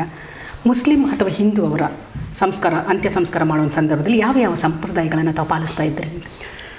ಮೊದಲನೇದಾಗಿ ಇಲ್ಲಿ ಮೃತದೇಹಗಳು ಅಂತ ಹೇಳಿದಾಗ ನಾವು ಅದೇ ಹೇಳಿದ್ದು, ಎಲ್ಲಿಯೂ ಕೂಡ ಜಾತಿ ಧರ್ಮವನ್ನು ಅನಿವಾರ್ಯವಾಗಿ ಬಂದ್ಬಿಡುತ್ತೆ. ಜಾತಿಯ ಹಣೆಪಟ್ಟಿಂದ ಹೊರಗೆ ಬರಬೇಕು ಅಂತ, ಆದರೆ ಅದು ಹಿಂಗೆ ಮಾಡಿದ್ರು ಸಹ ಬರ್ಲಿಕ್ಕಾಗಲ್ಲ. ಕೆಲವೊಂದು ತಾವಾಗಲೇ ಹೇಳಿದ್ರಿ, ಕೆಲವೊಂದು ವಿರೋಧಗಳು ವ್ಯಕ್ತವಾಯಿತು ಅಂತ. ಇನ್ನು ಕೆಲವು ವಿರೋಧಗಳು ಹೆಂಗೆ ವ್ಯಕ್ತವಾಗ್ತದೆ ಅಂತೇಳಿ ನನಗೇ ಮಾಡ್ಲಿಕ್ಕೆ ಕೆಲಸ ಆಗಲ್ಲ, ನನ್ನಿಂದ ಏನೂ ಆಗಲ್ಲ. ಆದರೆ ನನ್ನ ಕುಹಕ ಮಾತುಗಳಿಂದ ಇನ್ನೊಬ್ಬರನ್ನು ನೋಯಿಸುವ ಶಕ್ತಿಯನ್ನು ನಾನು ಮಾಡ್ಬೋದು ಅಂತ ಹೇಳುವಂಥ ಆ ನೀಚ ಪ್ರವೃತ್ತಿ ಕೂಡ ಕೆಲವರಲ್ಲಿ ಇದ್ದೆ. ಆದರೆ ಅದ್ರ ನಡುವೆ ಸತ್ತಂಥ ಆತ್ಮಕ್ಕೆ ಒಂದು ರೀತಿಯ ಶಾಂತಿ ಸಿಗಬೇಕು ಅಂತ ಅನಿಸುವಂಥ ಸಂದರ್ಭದಲ್ಲಿ ಮತ್ತೆ ಆ ಸಂಪ್ರದಾಯವನ್ನು ಪಾಲಿಸ್ತಾರಾ ಇಲ್ವಾ ಅಂತ ಹೇಳುವಂಥ ಒಂದು ಸಣ್ಣ ಗೊಂದಲಗಳಿರುತ್ತೆ. ಹಾಗಾಗಿ ತಾವು ಯಾವ ರೀತಿ ಮಾಡ್ತಾ ಇದ್ದೀರಿ ಅಂತ ತಿಳಿದಿಲ್ಲ. ನಮ್ಮಲ್ಲಿ ಪೂರಕವಾಗಿ ನೀವೊಂದು ಧರ್ಮಕ್ಕೆ ಸೀಮಿತವಾಗಿ ಕೆಲಸ ಮಾಡಿಲ್ಲ. ಇಲ್ಲ, ಖಂಡಿತವಾಗಿಯೂ ನಾನು ಕೇಳ್ತಾ ಇದ್ದೇನೆ, ತಾವು ಹಿಂಗೆ ಕೆಲಸ ಮಾಡಿದ್ದೀರಿ? ನಮ್ಮಲ್ಲಿ ನಾವು ಏನು ಮಾಡಿದ್ದೇವೆ ಅಂತ ಹೇಳಿದರೆ, ನಮ್ಮ ಕಾರ್ಯಕರ್ತರಲ್ಲಿ ಕೆಲವೊಂದು ಇತರೆ ಸಮುದಾಯದ ಕ್ರಿಶ್ಚಿಯನ್ ಆಗಿರ್ಬೋದು, ಹಿಂದೂಸ್ ಆಗಿರ್ಬೋದು, ಅವರ ಆಚಾರ ವಿಚಾರಗಳು ಅಂತ್ಯ ಸಂಸ್ಕಾರದಲ್ಲಿ ಬೇರೆ ಇದೆ. ಆಗ ಇದು ಎಲ್ಲ ಕಾರ್ಯಕರ್ತರಿಗೂ ಕೂಡ ಗೊತ್ತಿಲ್ಲದ ಕಾರಣ ಅದಕ್ಕೆ ಎಕ್ಸ್ಪರ್ಟ್ ಆದಂಥ ಕೆಲವೊಂದು ಮಂದಿಗಳಿದ್ದಾರೆ. ಅವರಿಗೆ ನಮ್ಮ ಯಾರು ಕೂಡ ಕಾಲ್ ಬಂದಾಗ ಅವರ ಮೃತದೇಹಗಳಿಗೆ ಈ ತಂಡವನ್ನು ಮಾತ್ರ ಕಳಿಸಿ ಆ ತಂಡ ಅದನ್ನು ಪೂರ್ಣಗೊಳಿಸ್ತಾ ಇತ್ತು. ಉದಾಹರಣೆಗೆ ಚಾಮರಾಜನಗರದ ಕೊಳ್ಳೇಗಾಲದಲ್ಲಿ ಒಂದು ಮೃತದೇಹ, ಇಡೀ ಊರಿನವರು ಆ ಒಂದು ಮೃತದೇಹವನ್ನು ಅಂತ್ಯ ಸಂಸ್ಕಾರ ಮಾಡಿಸಲಿಕ್ಕೆ ಬಹಿಷ್ಕಾರ ಹಾಕಿದಂತಹ ಸಂದರ್ಭದಲ್ಲಿ ನಮ್ಮ ಕಾರ್ಯಕರ್ತರಿಗೆ ಕರೆ ಬರ್ತದೆ. ಅವರ ಮಗ ಫೋನ್ ಮಾಡ್ತಾರೆ. ಫೋನ್ ಮಾಡಿದಂತಹ ಸಂದರ್ಭ ನಮ್ಮ ಕಾರ್ಯಕರ್ತರು ಅಲ್ಲಿಗೆ ಹೋಗ್ತಾರೆ. ಅಲ್ಲಿ ಹೋಗಿದಾಗ ಆ ಮೃತದೇಹವನ್ನು ಮುಟ್ಟಲಿಕ್ಕೆ ಆ ಊರಿನ ಯಾರೂ ಕೂಡ ಬರಲಿಲ್ಲ. ಆ ಮೃತವನ್ನು ಸಾಗಿಸಲಿಕ್ಕೂ ಕೂಡ ಯಾರೂ ಕೂಡ ಬರದಂತಹ ಸಂದರ್ಭದಲ್ಲಿ ನಮ್ಮ ಕಾರ್ಯಕರ್ತರು ಹೋಗಿದ್ದಂತಹ ಬೈಕಿಗೆ ಏಣಿಯನ್ನು ಕಟ್ಟಿ ಅದಕ್ಕೆ ಒಂದು ಮಂಚದ ರೀತಿಯಲ್ಲಿ ಹಾಕಿ ಆ ಒಂದು ಏಣಿಯ ಮೂಲಕ ತೆಗೆದುಕೊಂಡು ಬಂದು ನಂತರ ಪೊಲೀಸ್ ಅಧಿಕಾರಿಗಳು ಅರ್ಧ ದಾರಿಗೆ ತಲುಪಿದಾಗ ಪೊಲೀಸ್ ಅಧಿಕಾರಿಗಳು ಬಂದಾಗ ಅವರು ತೋರಿಸಿಕೊಟ್ಟ ಜಾಗದಲ್ಲಿ ಅಲ್ಲಿ ಅಂತ್ಯ ಸಂಸ್ಕಾರವನ್ನು ಮಾಡಲಿಕ್ಕೆ ಸಾಧ್ಯವಾಗಿದೆ. ಹೇಳಿದರೆ ಅವರ ಮಗ ಅಲ್ಲಿದ್ದ ಕಾರಣದಿಂದ ಅಲ್ಲಿ ಬೇಕಾದಂಥ ಎಲ್ಲ ವ್ಯವಸ್ಥೆಯನ್ನು ಮಾಡಿ ನಾವು ಆ ಕಾರ್ಯಚಟುವಟಿಕೆಯನ್ನು ಮಾಡಿದ್ದೇವೆ. ಅದೇ ರೀತಿಯಲ್ಲಿ ಶೃಂಗೇರಿಯಲ್ಲಿಯೂ ಕೂಡ ಶೃಂಗೇರಿಯಲ್ಲಿ ಒಬ್ಬರು ಮೃತ ಹೊಂದಿದಂತಹ ಸಂದರ್ಭದಲ್ಲಿ 2 ಕಡೆಗಳಿಗೆ ಹೋಗ್ತಾರೆ. 2 ಕಡೆಯಲ್ಲಿ ಅವರ ಮೃತದೇಹವನ್ನು ಅಂತ್ಯ ಸಂಸ್ಕಾರ ಮಾಡಲಿಕ್ಕೆ ಅಲ್ಲಿನ ಜನರು ಸಹಕಾರ ಕೊಡದಿದ್ದಂತಹ ಸಂದರ್ಭ ಅವರ ಮೃತದೇಹವನ್ನು ತೆಗೆದುಕೊಂಡು ಹೋದಂತಹ ಆಂಬ್ಯುಲೆನ್ಸ್ ಡ್ರೈವರ್ ಏನಿದ್ದಾರೋ ಅವರು ನಮಗೆ ಕಾಲ್ ಮಾಡ್ತಾರೆ. ಆಗ ನಮ್ಮ ಕಾರ್ಯಕರ್ತರು ಹೋಗಿ ಅಲ್ಲಿ ಆ ಮೃತದೇಹವನ್ನು ಅಂತ್ಯ ಸಂಸ್ಕಾರವನ್ನು ಕೂಡ ಮಾಡ್ತಾರೆ. ಅವರಿಗೆ ಬೇಕಾದ ಎಲ್ಲ ಸಹಕಾರವನ್ನು ಕೂಡ ಕೊಡ್ತಾರೆ ಹೇಳಿದೆ. ಅದಕ್ಕೆ ಎಕ್ಸ್ಪರ್ಟ್ ಆದಂತಹ ವ್ಯಕ್ತಿಗಳನ್ನು ಮಾತ್ರ ಈ ಒಂದು ಕಾರ್ಯಚಟುವಟಿಕೆಗಳಿಗೆ ನಾವು ಕಳಿಸಿಕೊಡ್ತಾ ಇದ್ದೇವೆ. ಏನು ಸೇವಾ ಕಾರ್ಯನಿರತಕ್ಕೆ ಒಂದು ತಂಡ ತಾವು ಇದ್ದಾರೆ ಅಂತೇಳಿ ತಾವು ಹೇಳಿರಿ ಹರಿ ಸರ್. ಆದರೆ ಈಗ ಕೋವಿಡ್ ಮೃತದೇಹವನ್ನು ದಫನ ಮಾಡಿಕ್ಕೆ ಹೋಗೋ ಸಂದರ್ಭ ತಾವು ಹೇಳಿರಿ ಬೇಕಾದಷ್ಟು ಇಂಥ ಮುಂಜಾಗ್ರತಾ ಕ್ರಮವನ್ನು ತಗೊಳ್ತೇವೆ ಅಂತ. ಅಂಥದ್ರಲ್ಲಿ ಅವ್ರಿಗೇನಾದ್ರು ಕೋವಿಡ್ ಸಾಂಕ್ರಾಮಿಕ ರೋಗ ತಗಲಿದ ಉದಾಹರಣೆಗಳಿದೆಯಾ ಹೀಗೆ ಅಂತ? ನಮ್ಮಲ್ಲಿ ಸುಮಾರು 4500ಕ್ಕೂ ಅಧಿಕವಾದ ಮೃತದೇಹಗಳನ್ನು ನಾವು ರಾಜ್ಯಾದ್ಯಂತ ನಾವು ಮಾಡಿದ್ದೇವೆ. ಇದರಲ್ಲಿ ಎಲ್ಲಿಯೂ ಕೂಡ ನಮ್ಮ ಕಾರ್ಯಕರ್ತರಿಗೆ ಈ ಒಂದು ಮೃತದೇಹಗಳ ದಫನ ಮಾಡಿದ ಕಾರಣ ಅಂತೇಳಿದ್ರೆ ಅಂತ್ಯ ಸಂಸ್ಕಾರ ಮಾಡಿದ ಕಾರಣದಿಂದ ನಮ್ಮ ಕಾರ್ಯಕರ್ತರಿಗೆ ಕೋವಿಡ್ ಬಾಧಿಸಲಿಲ್ಲ ಅನ್ನುವಂಥದ್ದು ಅದು ಸೃಷ್ಟಿಕರ್ತನ ಒಂದು ದಯೆ ಅಂತ ಹೇಳ್ಬೋದು ನಮ್ಮ ಈ ಒಂದು ಸಮಾಜ ಸೇವೆಗೆ. ಅದೇ ರೀತಿಯಲ್ಲಿ ಏನು ರಾಜ್ಯ ಸರ್ಕಾರ ಇಲ್ಲಿ ನಮಗೆ ಕೊಟ್ಟಿದಂಥ ಪ್ರಿಕಾಷನ್ಸ್ ಏನಿದೆಯೋ ಅದೆಲ್ಲವನ್ನು ಪಾಲನೆ ಮಾಡಿದ ಕಾರಣದಿಂದ ಯಾವ ಒಬ್ಬ ಕಾರ್ಯಕರ್ತನಿಗೂ ಕೂಡ ಇದರ ಕೊರೋನಾದ ಎಫೆಕ್ಟ್ ಆಗಲಿಲ್ಲ ಅನ್ನುವಂಥದ್ದು ಸಂತೋಷದ ವಿಚಾರ. ಯಾರಿಗೂ ಕೂಡ ಆಗಲಿಲ್ಲ, ಇದರಲ್ಲಿ ಭಯಪಡಬೇಕಂತ ಅವಶ್ಯಕತೆ ಇಲ್ಲ ಅನ್ನುವಂಥದ್ದು ಸ್ಪಷ್ಟವಾಗಿದೆ. ಮೊದಲನೇ ಅದೇ ಸಂದರ್ಭದಲ್ಲಿ ಬಹಳಷ್ಟು ಭಯ ಕಾಡ್ತಾ ಇತ್ತು. ಯಾರಿಗಾರಿ ಒಂದು ಪಾಸಿಟಿವ್ ಬಂತು ಅಂತ ಹೇಳಿದ ತಕ್ಷಣ ಹೇಳ್ತಾ ಇದ್ರು ಅವರು ಏನು ಕೊರೋನಾ ಪೀಡಿತ ಮನೆ ಸಾವನ್ನಪ್ಪಿದ್ರಿ, ಅವರ ಅಂತ್ಯ ಸಂಸ್ಕಾರಕ್ಕೆ ಪಾಲ್ಗೊಂಡಿದ್ರು, ಹಾಗಾಗಿ ಅವರಿಗೆ ಆ ರೋಗ ಹರಡ್ತು ಅಂತೇಳಿ ನಮಗೆ ಆರಂಭದಲ್ಲಿ ನಾವು ನೋಡ್ತಾ ಇದ್ವಿ. ಹಾಗಾಗಿ ನಾನು ಕೇಳ್ತೆ, ಯಾಕೆಂದ್ರೆ ಆ ತಂಡಕ್ಕೆ ಅವ್ರದ್ದೇ ಆದ ಒಂದು ಬದುಕಿದೆ, ಅವರ ಕುಟುಂಬ ಇದೆ. ತಾವಾಗಲೇ ಹೇಳಿದಾಗೆ ಯಾರು ಈ ಕೋವಿಡ್ ಸಾಂಕ್ರಾಮಿಕ ರೋಗದಿಂದ ಮೃತ ಶರೀರವನ್ನು ಗೌರವಯುತವಾಗಿ ದಫನ ಮಾಡುವುದರೊಂದಿಗೆ ಯಾರು ದಫನ ಮಾಡಿದ್ದಾರೆ ಅವರು ಸುಮಾರು 14 ದಿನಗಳ ಕಾಲ ಅವರ ಮನೆಗೆ ಹೋಗದೆ ಅವರವರ ಕಚೇರಿಯೋ ಅಥವಾ ಅವರ ಸೇಫ್ ಆದ ಸ್ಥಳದಲ್ಲಿ ಅವರೊಬ್ಬರೇ ಇರ್ತಾರೆ ಅಂತ ಹೇಳುವಂಥದ್ದು. ಹಾಗಾಗಿ ಬಹುಶಃ ತಾವು ಹೇಳಿದಾಗೆ 4500 ಮೃತದೇಹನ ಮಾಡಿದರೂ ಕೂಡ ಯಾರಿಗೂ ದೇವರ ದಯೆಯಿಂದ ಬೇಡ, ಇದೊಂಥರ ನಿಸ್ವಾರ್ಥ ಸೇವೆ, ಬರೋದು ಕೂಡ ಬೇಡ, ಅದು ಆ ಪ್ರೇರಣೆ ಮಾಡುವ. ಅದಕ್ಕೆ ಪೂರಕವಾಗಿ ಅಂತ್ಯ ಸಂಸ್ಕಾರ ವೇಳೆಯಲ್ಲಿ ಭಾಳಷ್ಟು ಕಠಿಣ ಸವಾಲುಗಳು ಎದುರಾಗುತ್ತೆ. ಯಾರು ಏನೇ ಹೇಳಿದರೂ ಕೂಡ ಮನಸ್ಸಿನಲ್ಲಿ ಒಂದು ಸಣ್ಣದಾದ ತುಡಿತ, ಒಂದು ಸಣ್ಣದಾದ ನೋವು, ಒಂದು ರೀತಿ ಮಿಡಿತ, ಹಿಂಗೆ ಆಗ್ಬಿಡ್ತಲ್ಲಪ್ಪ ಅಂತ ಅನಿಸುತ್ತೆ. ಅಂಥದ್ದು ಏನಾದ್ರು ಅಂಥ ಘಟನೆಗಳು ತಮಗೆ ನೆನಪಿದೆಯಾ ಅಂತ ತಿಳಿದರೆ, ಒಂದು ನಮ್ಮ ಗಮನಕ್ಕೆ ಬಂದಿರುವಂಥ ಒಂದು ಫ್ಯಾಮಿಲಿಯವರು ಗಲ್ಫಿಂದ ಬರ್ತಾರೆ. ಗಲ್ಫಿಂದ ಬಂದು ಕೆಲವು ದಿನಗಳಾಗುವಾಗ ಅವರಿಗೆ ಕೋವಿಡ್ ಪಾಸಿಟಿವ್ ಬಂದು ಇಬ್ಬರಲ್ಲೂ ಕೂಡ ಹಾಸ್ಪಿಟಲ್ಗೆ ದಾಖಲಾಗ್ತಾರೆ. ಅವರ ಮಗಳಿಗೆ ಮದುವೆಯ ದಿನಾಂಕವನ್ನು ನಿಗದಿಪಡಿಸಲಾಗಿರ್ತದೆ. ಅವರ ಹಲವಾರು ವರ್ಷಗಳ ಕನಸು ಆಗಿರ್ತದೆ ಒಂದು ಮನೆ ನಿರ್ಮಾಣ ಮಾಡು. ಆ ಮನೆ ಎಲ್ಲವೂ ಕೂಡ ಫಿನಿಶ್ ಆಗಿ ಅದರ ಓಪನಿಂಗಿನ ಒಂದು ಸಂದರ್ಭ ಆಗಿರುತ್ತೆ. ಇಂತಹ ಸಂದರ್ಭದಲ್ಲಿ ಅವರ ಹೆಂಡತಿ ಏನಾಗ್ತಾರೆ, ಕೊರೋನಾದಲ್ಲಿ ಮೃತ ಹೊಂದ್ತಾರೆ. ಅವರ ಗಂಡ ಇಂದಿಗೂ ICUನಲ್ಲಿದ್ದಾರೆ. ಅವರಿಗೆ ಇದುವರೆಗೂ ಕೂಡ ಗೊತ್ತಿಲ್ಲ ಅವರೇನಾಗಿದ್ದಾರೆ, ಪತ್ನಿಯು ತೀರಿ ಹೋಗಿದ್ದಾರೆ ಅನ್ನುವಂತಹ ವಿಚಾರ ಗೊತ್ತಿಲ್ಲ. ಅಂತಹ ಒಂದು ಹಲವಾರು ಸಂದರ್ಭಗಳು ನಮಗೆ ಕಂಡು ಬಂದಿದೆ. ಮಡಿಕೇರಿಯಲ್ಲಿಯೂ ಕೂಡ ನಮ್ಮ ಕಾರ್ಯಕರ್ತರು ಒಂದು ಹೆಂಗಸರು, ಅವರಿಗೆ ಕಣ್ಣು ಕಾಣೋದಿಲ್ಲ, ಬಾಯಿ ಬರುವುದಿಲ್ಲ, ಕಿವಿ ಕೇಳಿಸಿದಂತಹ ಒಂದು ಹೆಂಗಸರು ಮಡಿಕೇರಿಯಲ್ಲಿಯೂ ಕೂಡ ಬಂದಂತಹ ವಿಚಾರಗಳು ತಿಳಿಸಿದರು. ಈ ರೀತಿಯ ಹಲವಾರು ಘಟನೆಗಳು ನಮ್ಮ ಮುಂದೆ ನಮಗೆ ಕಾಣಲಿಕ್ಕೆ ಸಾಧ್ಯವಾಗಿದೆ. ಹೌದು. ಬಹುಶಃ ಈ ಸಾಂಕ್ರಾಮಿಕ ರೋಗ ಒಂದು ರೀತಿಯ ನಮ್ಮ ಎಲ್ಲರ ಬದುಕನ್ನು ಛಿದ್ರಗೊಳಿಸಿದೆ, ಜೊತೆಗೆ ಒಂದು ರೀತಿಯ ಬೇರ್ಪಡಿಸಿದೆ ಅಂತಲೂ ಕೂಡ ಹೇಳುತ್ತೆ. ಅಂತೇಳಿದರೆ ತಂದೆಯ ಮುಖವನ್ನು ನೋಡಿ ಕೊನೆಯ ಸಂದರ್ಭದಲ್ಲಿ ನಾವು ಸಂಪ್ರದಾಯಗಳನ್ನ ಪಾಲಿಸ್ತೇವೆ. ನೀರು ಬಿಡೋದಿರ್ಬೋದು, ಅಥವಾ ಮುಖವನ್ನು ನೋಡೋದಿರ್ಬೋದು, ಅಥವಾ ಸಾಮೂಹಿಕ, ಬಹುಶಃ ನಿಮ್ಮ ಇದಕ್ಕೆ ಬರೋದಾದರೆ ಸಾಮೂಹಿಕ ಪ್ರಾರ್ಥನೆ ನಡೀತದೆ. ರಾತ್ರಿಯಿಂದ ಶುರು ಮಾಡ್ತಾರೆ. ಸತ್ತಂಥ ಮನೆಯಲ್ಲಿ ಭಾಳ ಜೋರಾಗಿ ಪ್ರಾರ್ಥನೆ ಮಾಡುವಂಥದ್ದು. ಹಿಂದೂಗಳ ಮನೆಯಲ್ಲಿ ಇದ್ದರೆ ಮುಂದೆ ಬೆಂಕಿ ಹಾಕಿ ಅದಕ್ಕೆ ಅದೇ ಒಂದು ಸೂತಕದ ಛಾಯೆಯನ್ನು. ಆದರೆ ಈ ರೋಗ ಅದೆಲ್ಲವನ್ನ ನಿರ್ಮೂಲನೆ ಮಾಡಿದೆ, ಯಾವುದು ಕೂಡ ಇಲ್ಲ. ಎಲ್ಲಿಯವರೆಗೆ ಅಂತ ಹೇಳಿದರೆ ಸ್ವತಃ ತಂದೆ ಮೃತದೇಹವನ್ನು ನೋಡಲಿಕ್ಕೆ ಮಗನು ಬರದಂತಹ ಒಂದು ಪರಿಸ್ಥಿತಿ, ಎಲ್ಲಿವರೆಗೆ ದೂರದಲ್ಲಿ ನಿಂತು ಅಥವಾ ಎಲ್ಲೋ ನಿಂತು ನಮಗೆ ಬರಲಿಕ್ಕೆ ಆಗೋದಿಲ್ಲ ಎನ್ನುವಂತಹ ಘಟನೆಗಳು ನಮಗೆ ಕಂಡು ಬರಲಿಕ್ಕೆ ಸಾಧ್ಯವಾಗಿದೆ. ಅವರ ಮನೆಯಲ್ಲಿರುವಂತಹ ಆಸ್ತಿ ಎಲ್ಲವೂ ಕೂಡ ಬೇಕು, ಆದರೆ ತಂದೆ ಮೃತದೇಹ ನನಗೆ ಬೇಡ ಎನ್ನುವಂತಹ ಘಟನೆಗಳು ಕೂಡ ನಡೆದಿದೆ. ಹೌದು, ಇವತ್ತು ಕೂಡ ಅದು ನಡೆದುಕೊಂಡು ಬರ್ತಾ ಇದೆ. ನಾನು ಕೂಡ ಒಂದು PP ಕಿಟ್ ಹಾಕಿ ಏನೇನು ಅಂತ್ಯ ಸಂಸ್ಕಾರಕ್ಕೆ ಮಾಡಬೇಕಾದ ವ್ಯವಸ್ಥೆ ಮಾಡ್ತೇನೆ ಅಂತ ಹೇಳೋ ಧೈರ್ಯ ಇವತ್ತು ಕೂಡ ಬರಲಿಲ್ಲ. ಅದೇ ಆ ಒಂದು ಧೈರ್ಯ ಬರದೇ ಇರುವಂಥದ್ದು ನಮ್ಮ ಒಂದು ಸಂಬಂಧವನ್ನು ತುಂಬ ದೂರಕ್ಕೆ ಕೊಂಡೊಯ್ಯದಂತಹ ಒಂದು ಘಟನೆ ಈ ಒಂದು ಕೋವಿಡ್ನಿಂದ ನಮಗೆ ಕಂಡು ಬರಲಿಕ್ಕೆ ಸಾಧ್ಯವಾಗಿದೆ. ಇದ್ರ ಜೊತೆಗೆ ಹ್ಯಾರಿಸ್ ಸರ್, ಯಾವ ರೀತಿ ತಾವು ಅಧಿಕಾರಿಗಳ ಜೊತೆಗೆ ಅನುಮತಿಯನ್ನು ಪಡ್ಕೊಂಡು ಮಾಡ್ತೀರಾ ಅಥವಾ ಯಾವ ರೀತಿ ಈ ಕೆಲಸಗಳಿಗೆ ಕೈ ಹಾಕ್ತೀರಾ ಅಂತ? ನಾವು ಇದರಲ್ಲಿ ಮೊದಲನೆಯದಾಗಿ ಹೇಳಿದಾಗೆ ನಾವು ಎಲ್ಲ ಜಿಲ್ಲಾಧಿಕಾರಿಗಳು ಮತ್ತು ಆರೋಗ್ಯ ಅಧಿಕಾರಿಗಳಿಗೆ ನಮ್ಮ ಇಂತಿಷ್ಟು ಕಾರ್ಯಕರ್ತರು ನಿಮ್ಮ ಎಲ್ಲ ಸೇವೆಗಳನ್ನು ಮಾಡಲಿಕ್ಕೆ, ಇಂತಹ ಮೃತದೇಹಗಳ ಅಂತ್ಯ ಸಂಸ್ಕಾರ ಆಗಿರ್ಬೋದು, ಅದೇ ರೀತಿಯಲ್ಲಿ ಬೇರೆ ಏನಾದರೂ ಕಾರ್ಯಚಟುವಟಿಕೆಗಳಾಗಿರ್ಬೋದು ನಾವು ನಡೆಸಲಿಕ್ಕೆ ತಯಾರಾಗಿದ್ದೇವೆ ಎನ್ನುವಂತಹ ಒಂದು ಲೀಸ್ಟನ್ನು ರೆಡಿ ಮಾಡಿಕೊಂಡು ಆರೋಗ್ಯ ಅಧಿಕಾರಿಗಳು ಮತ್ತು ಜಿಲ್ಲಾಧಿಕಾರಿಗಳಿಗೆ ಕೊಟ್ಟಿದ್ದೇವೆ.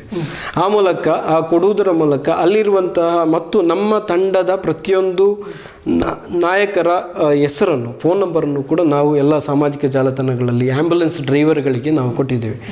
ಮತ್ತು ಈ ಅಧಿಕಾರಿಗಳಿಗೆ ಕೊಟ್ಟಿರುವ ಕಾರಣದಿಂದ ಇಂತಹ ಸಂದಿಗ್ಧ ಪರಿಸ್ಥಿತಿಗಳು ಬಂದಾಗ ನಮಗೆ ಡೈರೆಕ್ಟ್ ಕಾಲ್ ಕೂಡ ಮಾಡ್ತಾರೆ. ಎಲ್ಲಿವರೆಗೆ ಅಂತ ಹೇಳಿದರೆ, ಚಾಮರಾಜನಗರದಲ್ಲಿ ನಿಮಗೆಲ್ಲರಿಗೂ ಕೂಡ ಗೊತ್ತಿರ್ಬೋದು, ಆಕ್ಸಿಜನ್ನ ದುರಂತದಲ್ಲಿ ಸುಮಾರು 24 ಮೃತದೇಹಗಳಾಗ್ತದೆ.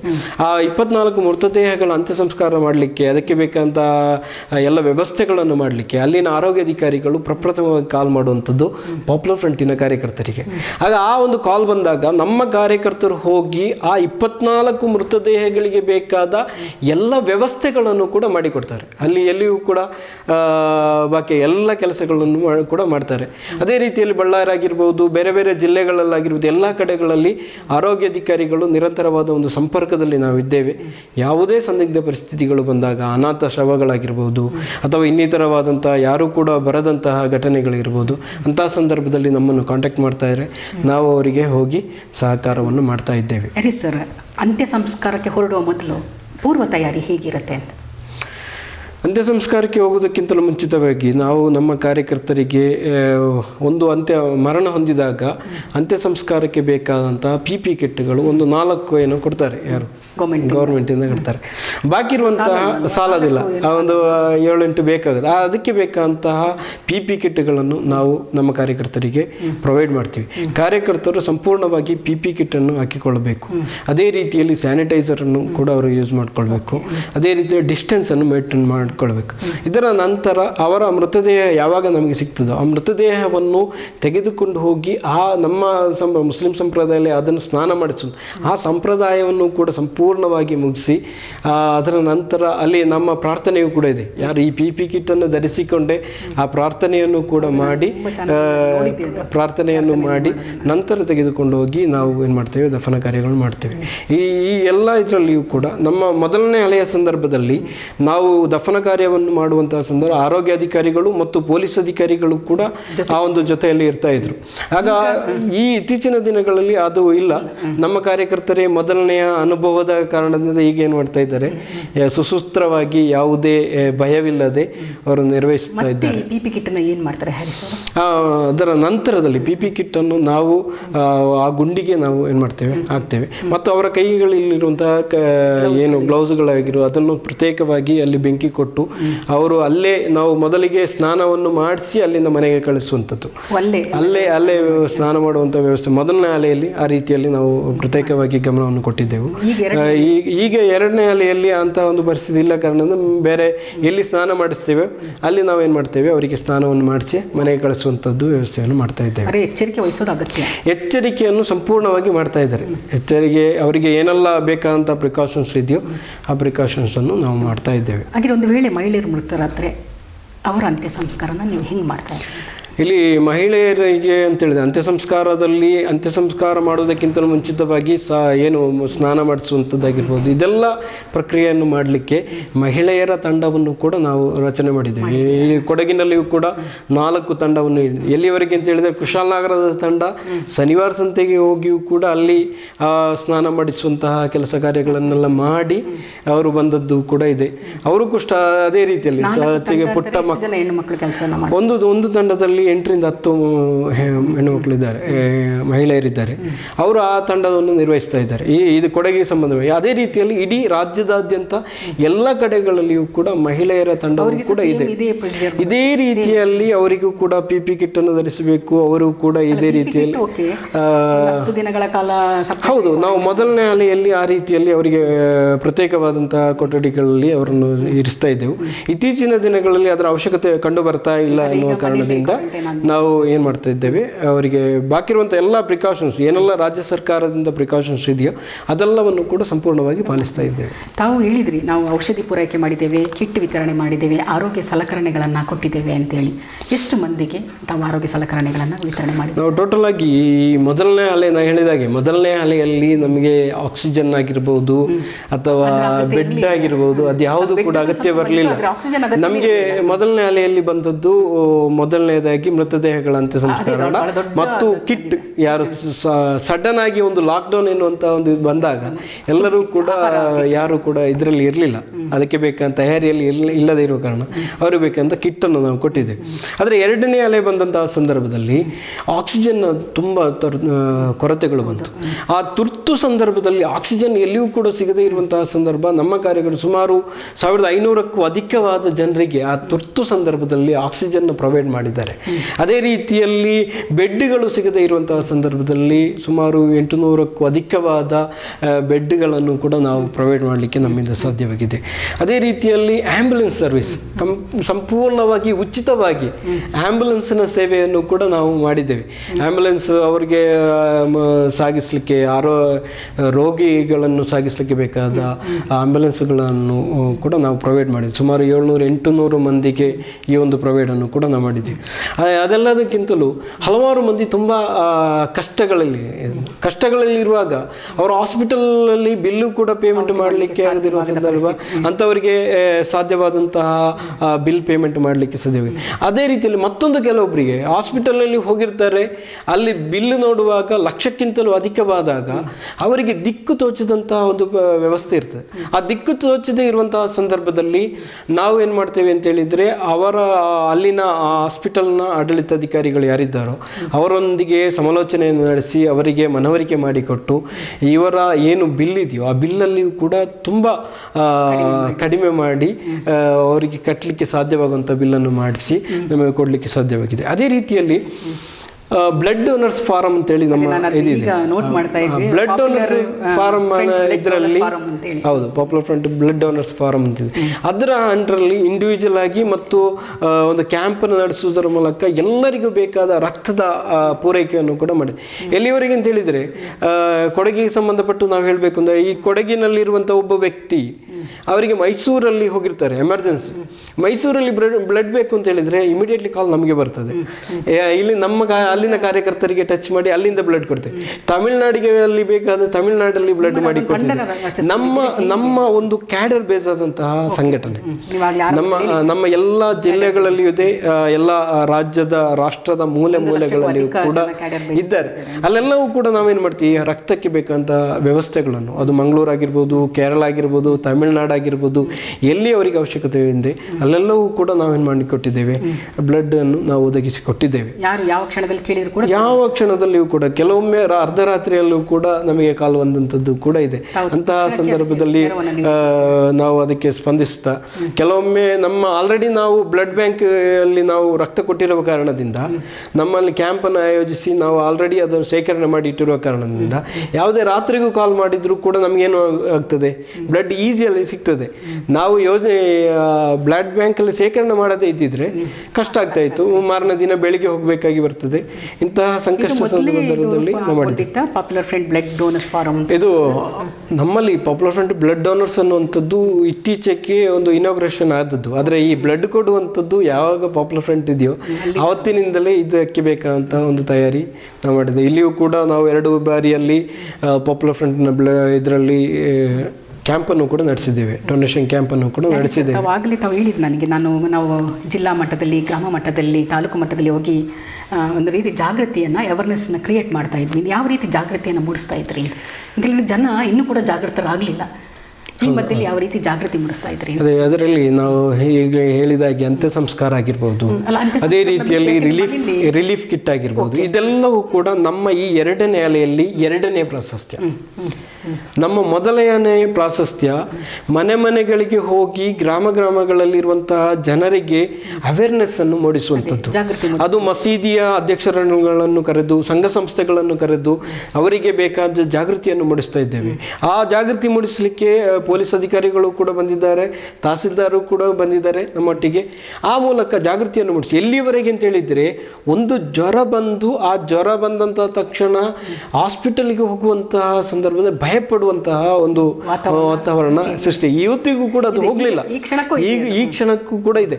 ಅಂಥವರ ಮನೆಗಳಿಗೆ ಹೋಗಿ ಅವರಿಗೆ ಜ್ವರ ಇದೆ, ನೀವು ಹಾಸ್ಪಿಟಲ್ಗೆ ಹೋಗಿ ಅನ್ನುವಂಥ ಎಲ್ಲಿವರೆಗೆ ಅಂತ ಹೇಳಿದರೆ, ಇಡೀ ರಾಜ್ಯದ ಇಡೀ ರಾಷ್ಟ್ರದಾಗಿರ್ಬೋದು, ನಾವು ಒಂದು ಅಂಕಿಅಂಶಗಳನ್ನು ತೆಗೆದು ನೋಡುವುದಾದರೆ 95% ಜನರು ಕೋವಿಡ್ ಬಂದು ಅವರು ಗುಣಮುಖರಾಗಿ ಮನೆಗೆ ಹೋಗಿ ತಲುಪಿದ್ದಾರೆ. ಕೇವಲ 5% ಜನರು ಮಾತ್ರ ಮೃತರಾಗ್ತಾ ಇದ್ದಾರೆ. ಈ ಮೃತರಾದಂಥ ಅವರು ಯಾವ ರೀತಿಯ ಮೃತರಾಗ್ತಾ ಇದ್ದಾರೆ ಅಂತ ಹೇಳಿದರೆ, ಅವರಿಗೆ ಕೋವಿಡ್ ಬಾಧಿಸಿ ತಕ್ಷಣದಲ್ಲಿ ಹಾಸ್ಪಿಟಲ್ಗೆ ಹೋದವರು ಯಾರು ಕೂಡ ಮರಣ ಹೊಂದಲಿಲ್ಲ. ಕೊನೆ ಗಳಿಗೆಯಲ್ಲಿ ಹೋದಂತಹ ಸಂದರ್ಭ ಅವರಿಗೆ ಬೇಕಾದ ಟ್ರೀಟ್ಮೆಂಟ್ ಅನ್ನು ಹಾಸ್ಪಿಟಲಲ್ಲಿ ಕೊಡಲಿಕ್ಕೆ ಅಸಾಧ್ಯವಾದಾಗ ಆ ಕಾರಣದಿಂದ ಏನಾಗ್ತಾ ಇದ್ದಾರೆ, ಮರಣ ಹೊಂದ್ತಾ ಇದ್ದಾರೆ. ಇದನ್ನು ನಾವು ಮನವರಿಕೆ ಮಾಡಿಕೊಟ್ಟು ಹಲವಾರು ಜನರನ್ನು ಹಾಸ್ಪಿಟಲ್ಗೆ ಸೇರಿಸುವಂಥದ್ದು, ಅವರನ್ನು ಕಳಿಸುವಂಥದ್ದು, ಅವರಲ್ಲಿ ಒಂದು ರೀತಿಯ ಭಯದ ವಾತಾವರಣ, ಆ ಭಯದ ವಾತಾವರಣಕ್ಕೆ ಒಂದು ಧೈರ್ಯವನ್ನು ತುಂಬುವಂಥದ್ದು.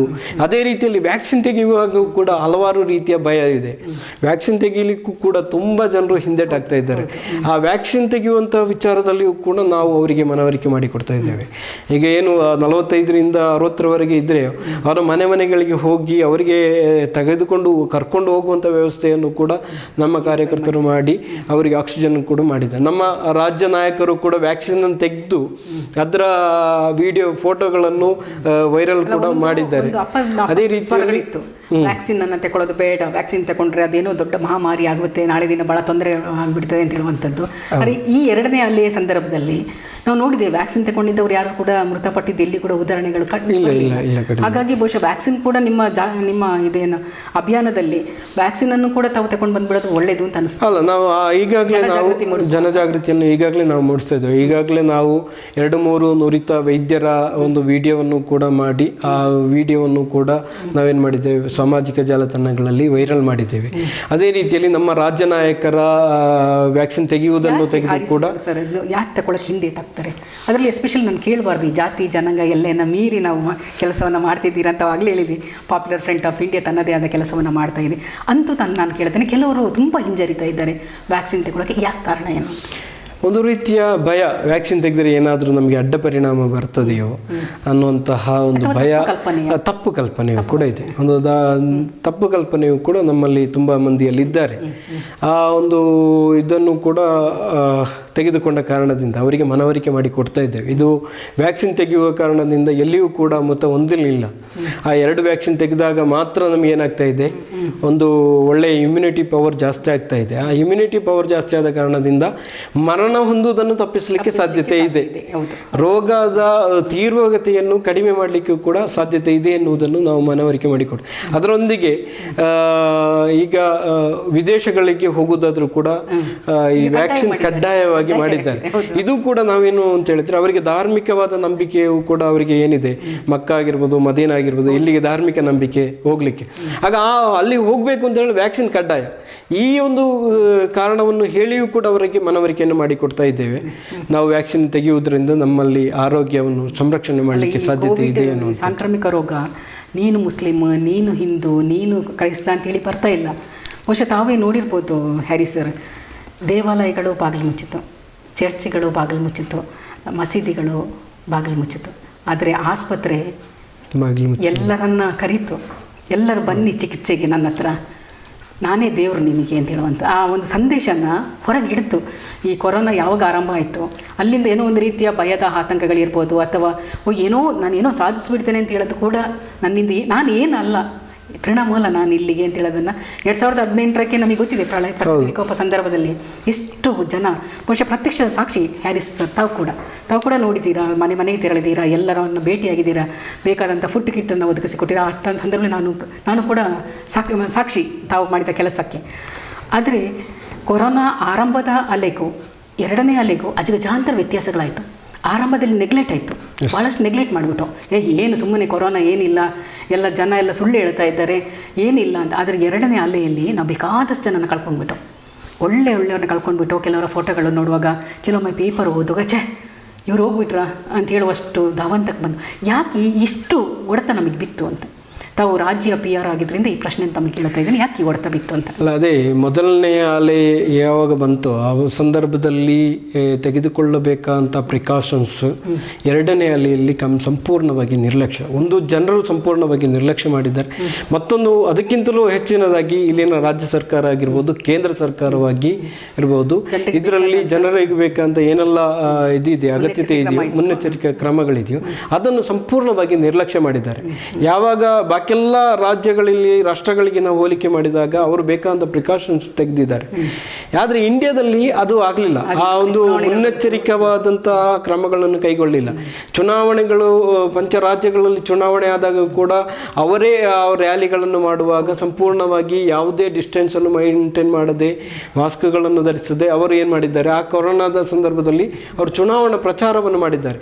ಅದೇ ಸಂದರ್ಭ ಇಲ್ಲಿನ ಜನರಿಗೆ ಏನು ಅವಶ್ಯಕತೆ ಇದೆಯೋ, ಯಾವ ಒಂದೊಂದೆಲ್ಲ ಇಲ್ಲಿನ ವೈದ್ಯಕೀಯ ತಜ್ಞರು ಮುನ್ನೆಚ್ಚರಿಕೆಯನ್ನು ಕೊಡ್ತಾ ಇದ್ರು. ಹೌದು, ಕೊಡ್ತಾ ಇದ್ರು. ಮುನ್ನೆಚ್ಚರಿಕೆ ಕೊಡುತ್ತಾ ಇರುವಂತಹ ಸಂದರ್ಭದಲ್ಲಿಯೂ ಕೂಡ ಯಾವುದೇ ರೀತಿಯಾದಂಥ ಪ್ರಿಕಾಷನ್ ತೆಗೀಲಿಲ್ಲ. ಎಲ್ಲಿಯವರೆಗೆ ಅಂತ ಹೇಳಿದರೆ ಬಹುಶಃ ಹೇಳ್ಬೋದು, ಇವತ್ತಿನ ಒಂದು ವ್ಯಾಕ್ಸಿನ್ ಏನಿದೆಯೋ, ವ್ಯಾಕ್ಸಿನ್ ಎನ್ನುವಂಥದ್ದು ಇಡೀ ರಾಷ್ಟ್ರದ ಜನರಿಗೆ ಕಡ್ಡಾಯವಾಗಿ ಕೊಡಬೇಕಾದಂತಹ ಆದ್ಯ ಕರ್ತವ್ಯ ಇಲ್ಲಿನ ರಾಜ್ಯ ಮತ್ತು ಕೇಂದ್ರ ಸರ್ಕಾರದಿತ್ತು. ಆದರೆ ಅವರು ಇದಕ್ಕೆ ಒಂದು ಹಣವನ್ನು ಮೀಸಲಿಟ್ಟಿದ್ದೇವೆ ಅಂತ ಮಾತ್ರ ಘೋಷಣೆ ಮಾಡಿದ್ದಾರೆ ಹೊರತು ಅದನ್ನು ಬಿಡುಗಡೆ ಮಾಡಲಿಲ್ಲ. ಅದನ್ನು ಬಿಡುಗಡೆ ಮಾಡಲಿಕ್ಕೆ ನಮ್ಮ ಸುಪ್ರೀಂ ಕೋರ್ಟ್ ಏನು ಮಾಡಬೇಕಾಗಿ ಬಂತು, ಮಧ್ಯಪ್ರವೇಶ ಮಾಡಿ ಇಲ್ಲಿ ನೀವು ವ್ಯಾಕ್ಸಿನ್ ಅನ್ನು ಕೊಡಬೇಕು ಅಂತ ಹೇಳಿದಾಗ, ಎಚ್ಚರಿಕೆಯನ್ನು ಕೊಟ್ಟಾಗ ನಂತರದಲ್ಲಿ ಏನು ಮಾಡಿದ್ದಾರೆ, ಇವತ್ತು ಕೇಂದ್ರ ಸರ್ಕಾರ ಮತ್ತು ರಾಜ್ಯ ಸರ್ಕಾರ ವ್ಯಾಕ್ಸಿನ್ ಕೊಡಲಿಕ್ಕೆ ಬಂದಿದ್ದಾರೆ ತಿಳಿದ್ರೆ. ಅದು ಇವತ್ತಿಗೂ ಕೂಡ ಏನಾಗಲಿಲ್ಲ. 18ರ ಮೇಲ್ಪಟ್ಟವರಿಗೆ ಆಂದೋಲನ ನಡೀತಾ ಇದೆ, ವ್ಯಾಕ್ಸಿನ್ ಆಂದೋಲನನೇ ಹೇಳ್ಬೋದು. ಎಲ್ಲರೂ ಮನೆ ಮನೆ ಜಾಗೃತಿ ಮೂಡಿಸೋದು, ವ್ಯಾಕ್ಸಿನ್ ತಗೊಳ್ಳಿ ಅಂತ ಹೇಳುವಂಥದ್ದು ಪೂರ್ವ ಸಿದ್ಧತೆಗಳು ಆಗಲಿಲ್ಲ. ಇವತ್ತಿಗೂ ಕೂಡ 18 ವರ್ಷಕ್ಕಿಂತ ಮೇಲ್ಪಟ್ಟವರಿಗೂ ಕೂಡ ಏನಾಗಲಿಲ್ಲ, ಆ ಒಂದು ವ್ಯಾಕ್ಸಿನ್ ಕೂಡ ಇನ್ನೂ ತಲುಪಲಿಲ್ಲ. ಈ ಮೊದಲನೇ ಡೋಸು ಅನ್ನೋಂಥ 45 ವರ್ಷಕ್ಕಿಂತ ಮೇಲ್ಪಟ್ಟವರಿಗೆ ಈಗಲೂ ಏನಾಗ್ತಾ ಇದ್ದಾರೆ, ಸರತಿ ಸಾಲಲ್ಲಿ ನಿಲ್ಲುವಂತಹ ಮತ್ತು ಇನ್ನೂ ಕೂಡ ಅದರ ಒಂದು ವ್ಯಾಪಕವಾದ ಪ್ರಚಾರ ಆಗಲಿಲ್ಲವೋ ಅಥವಾ ಅವ್ರಿಗೆ ತಲುಪಲಿಲ್ಲವೋ ಈ ರೀತಿಯ ಒಂದು ನಿರ್ಲಕ್ಷ್ಯತೆ ನಮ್ಮಲ್ಲಿ ಕಂಡು ಬಂದಿದೆ. ನಮ್ಮಲ್ಲಿ ಕೂಡ ಒಂದು ಭಯ ಇತ್ತು.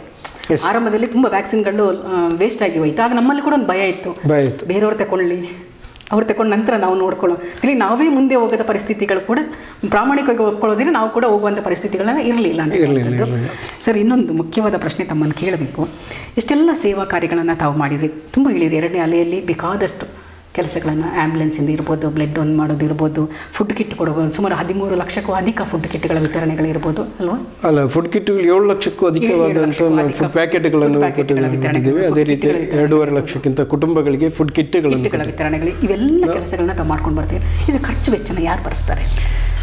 ನಮಗೆ ಈ ಎಲ್ಲ ಖರ್ಚು ವೆಚ್ಚಗಳು ಕೂಡ ದಾನಿಗಳ ಸಹಕಾರದಿಂದಲೇ ಆಗುವಂಥದ್ದು. ನಮಗೆ ನಿರಂತರವಾಗಿ ದಾನಿಗಳು ಸಹಕಾರವನ್ನು ಮಾಡ್ತಾ ಇದ್ದಾರೆ. ಎಲ್ಲಿಯೂ ಕೂಡ ಈ ಒಂದು ಮೃತದೇಹಗಳ ಅಂತ್ಯ ಸಂಸ್ಕಾರ ಮಾಡಿದಾಗ ಯಾರಿಂದಲೂ ಕೂಡ ಹಣ ಪಡೆಯುವಂಥದ್ದಾಗಿರಲಿ, ಅದ್ಯಾವುದೂ ಕೂಡ ಆಗಲಿಲ್ಲ. ಆದರೆ ನಮಗೆ ಬಂದಿತ್ತು ಹಣ ಸಂಗ್ರಹ ಮಾಡ್ತಾ ಇದ್ದಾರೆ ಅಂತ ಹೇಳುವಂಥದ್ದು ಯಾಕೆ ಬಂತು? ಹೌದು, ನಮ್ಮಲ್ಲಿ ಹಣ ಸಂಗ್ರಹ ಮಾಡ್ತಾ ಇದ್ದಾನೆ. ಆಗಲೇ ಹೇಳಿದ ಹಾಗೆ ನಮ್ಮ ಬೆಳವಣಿಗೆ, ನಮ್ಮ ಈ ಕಾರ್ಯಚಟುವಟಿಕೆಗಳನ್ನು ಸಹಿಸದ ಕೆಲವೊಂದು ಶಕ್ತಿಗಳಿದೆ.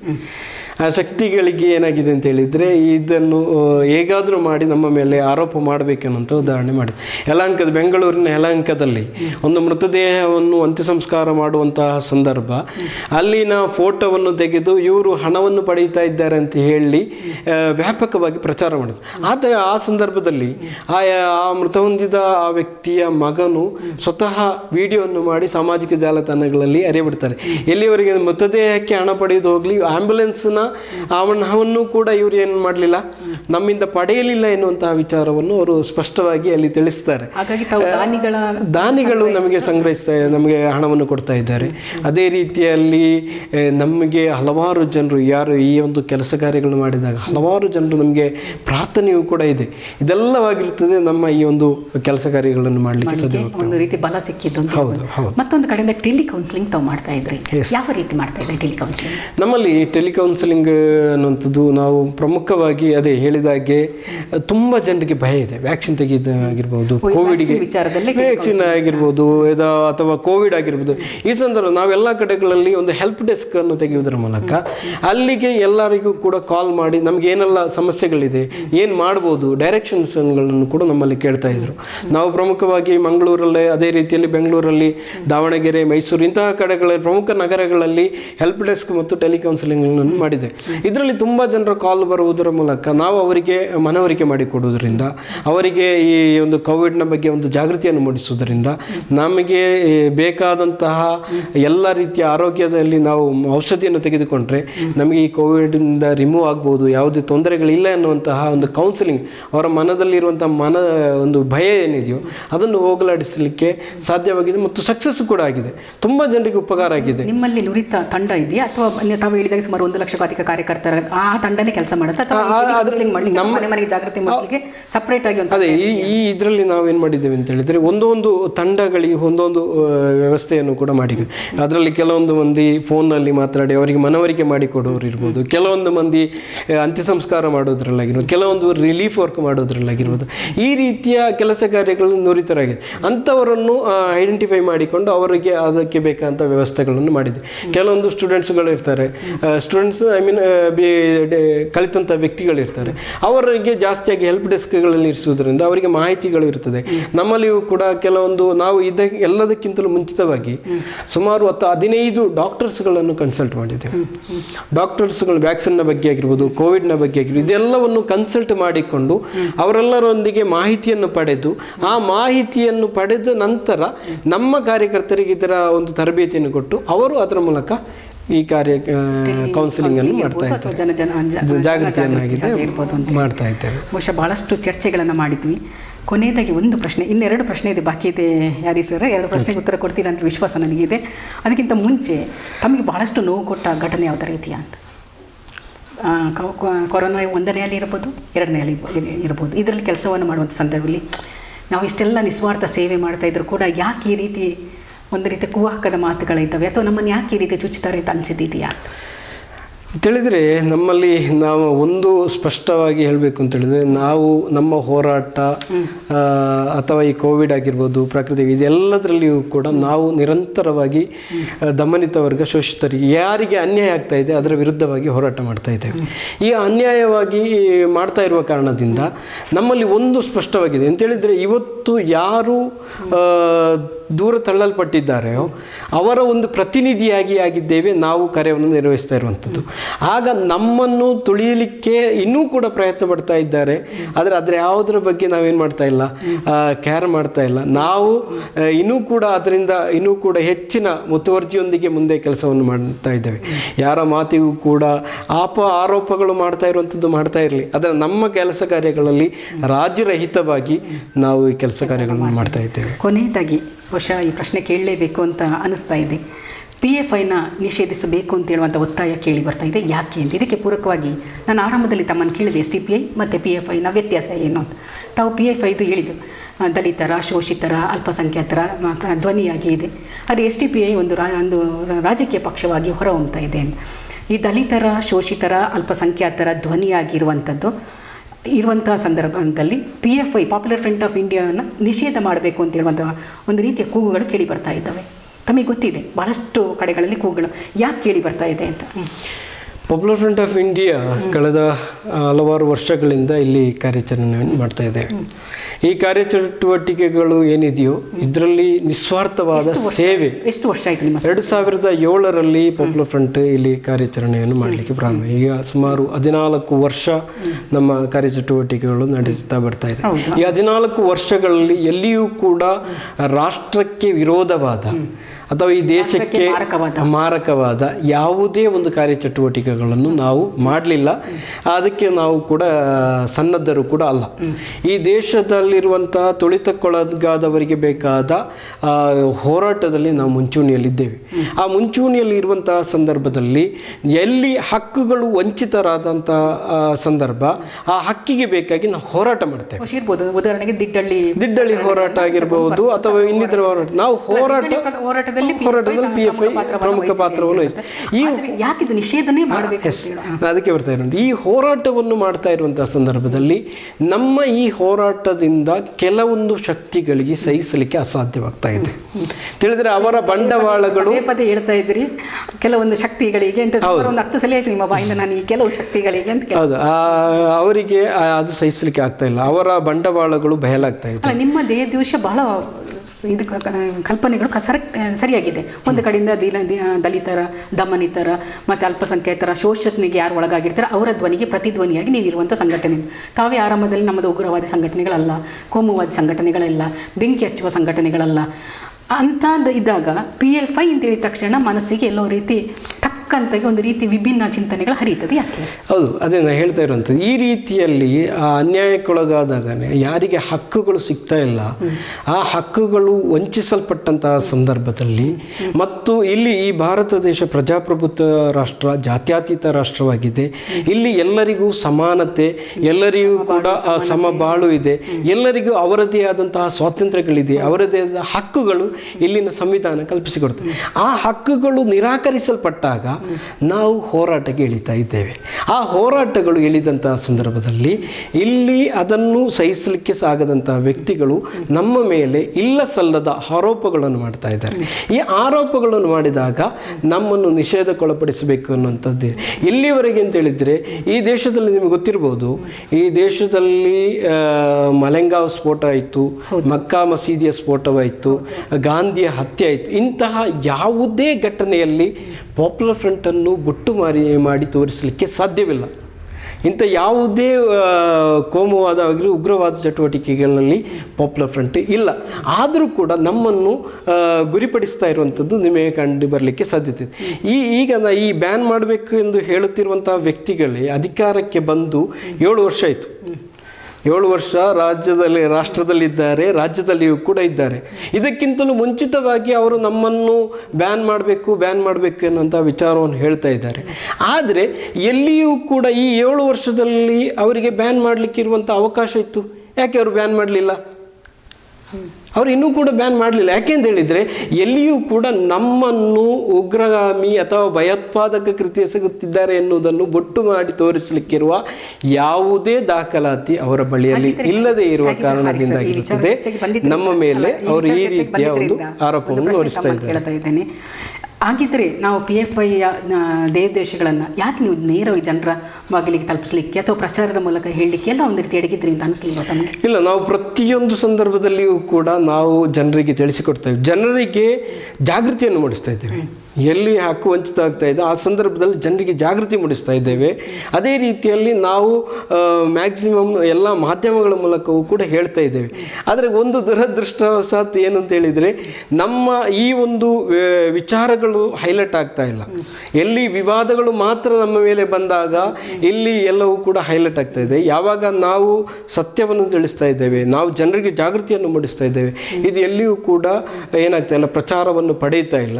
ಆ ಸಾಮಾಜಿಕ ಜಾಲತಾಣಗಳಲ್ಲಿ ಮಾತ್ರ ಏನಾಗ್ತಾ ಇದೆ, ಅದು ಪ್ರಚಾರವನ್ನು ಪಡೀತಾ ಇರುವಂಥದ್ದು ನಮಗೆ ಕಾಣಲಿಕ್ಕೆ ಸಾಧ್ಯವಾಗಿದೆ. ಸಂಬಂಧಪಟ್ಟಂತೆ ಒಂದು ಪ್ರಶ್ನೆ ಕೇಳಬೇಕು ತಮ್ಮ ಹತ್ರ.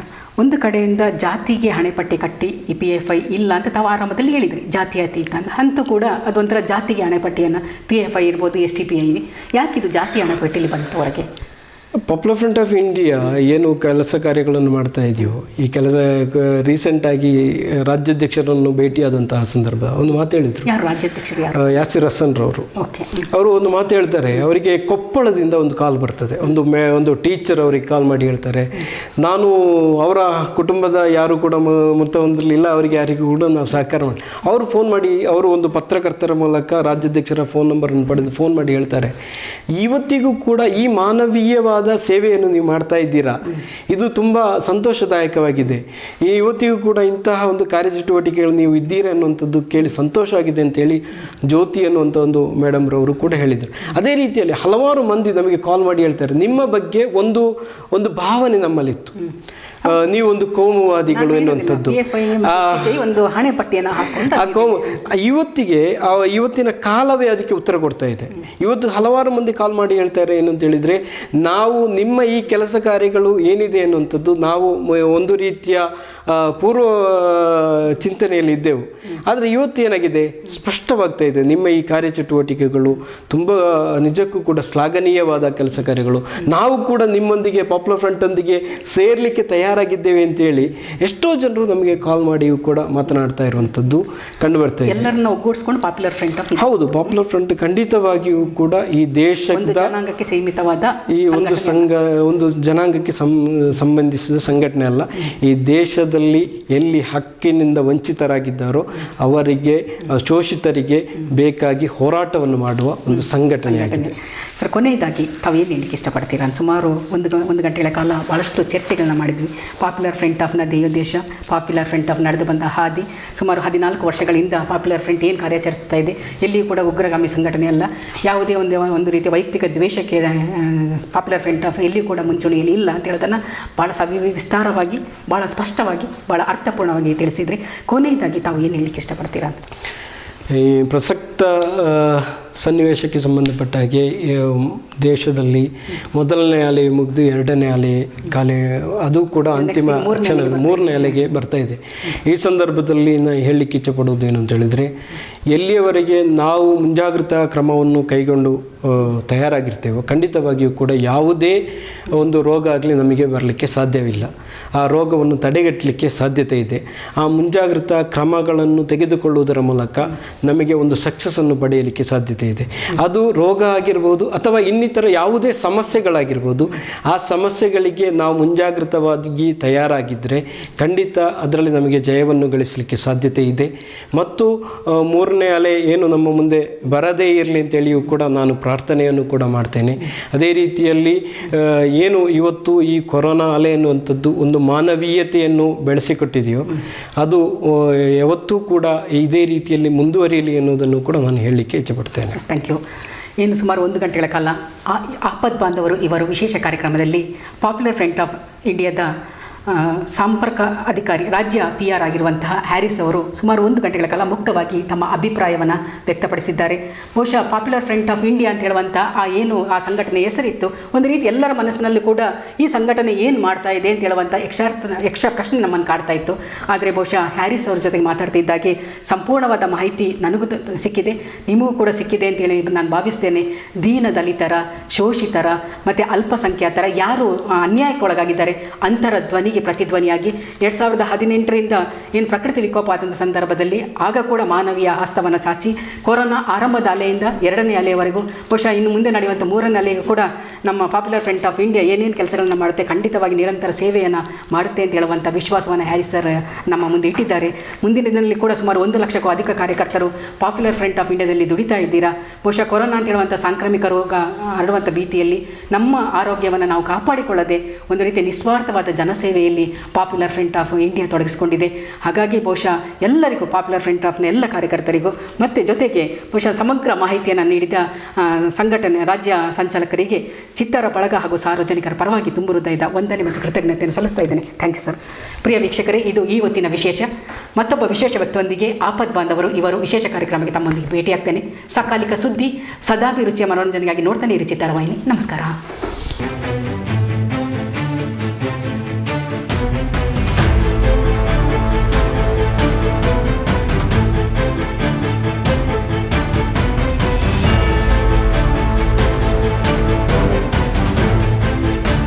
Salute PFI! Salute PFI!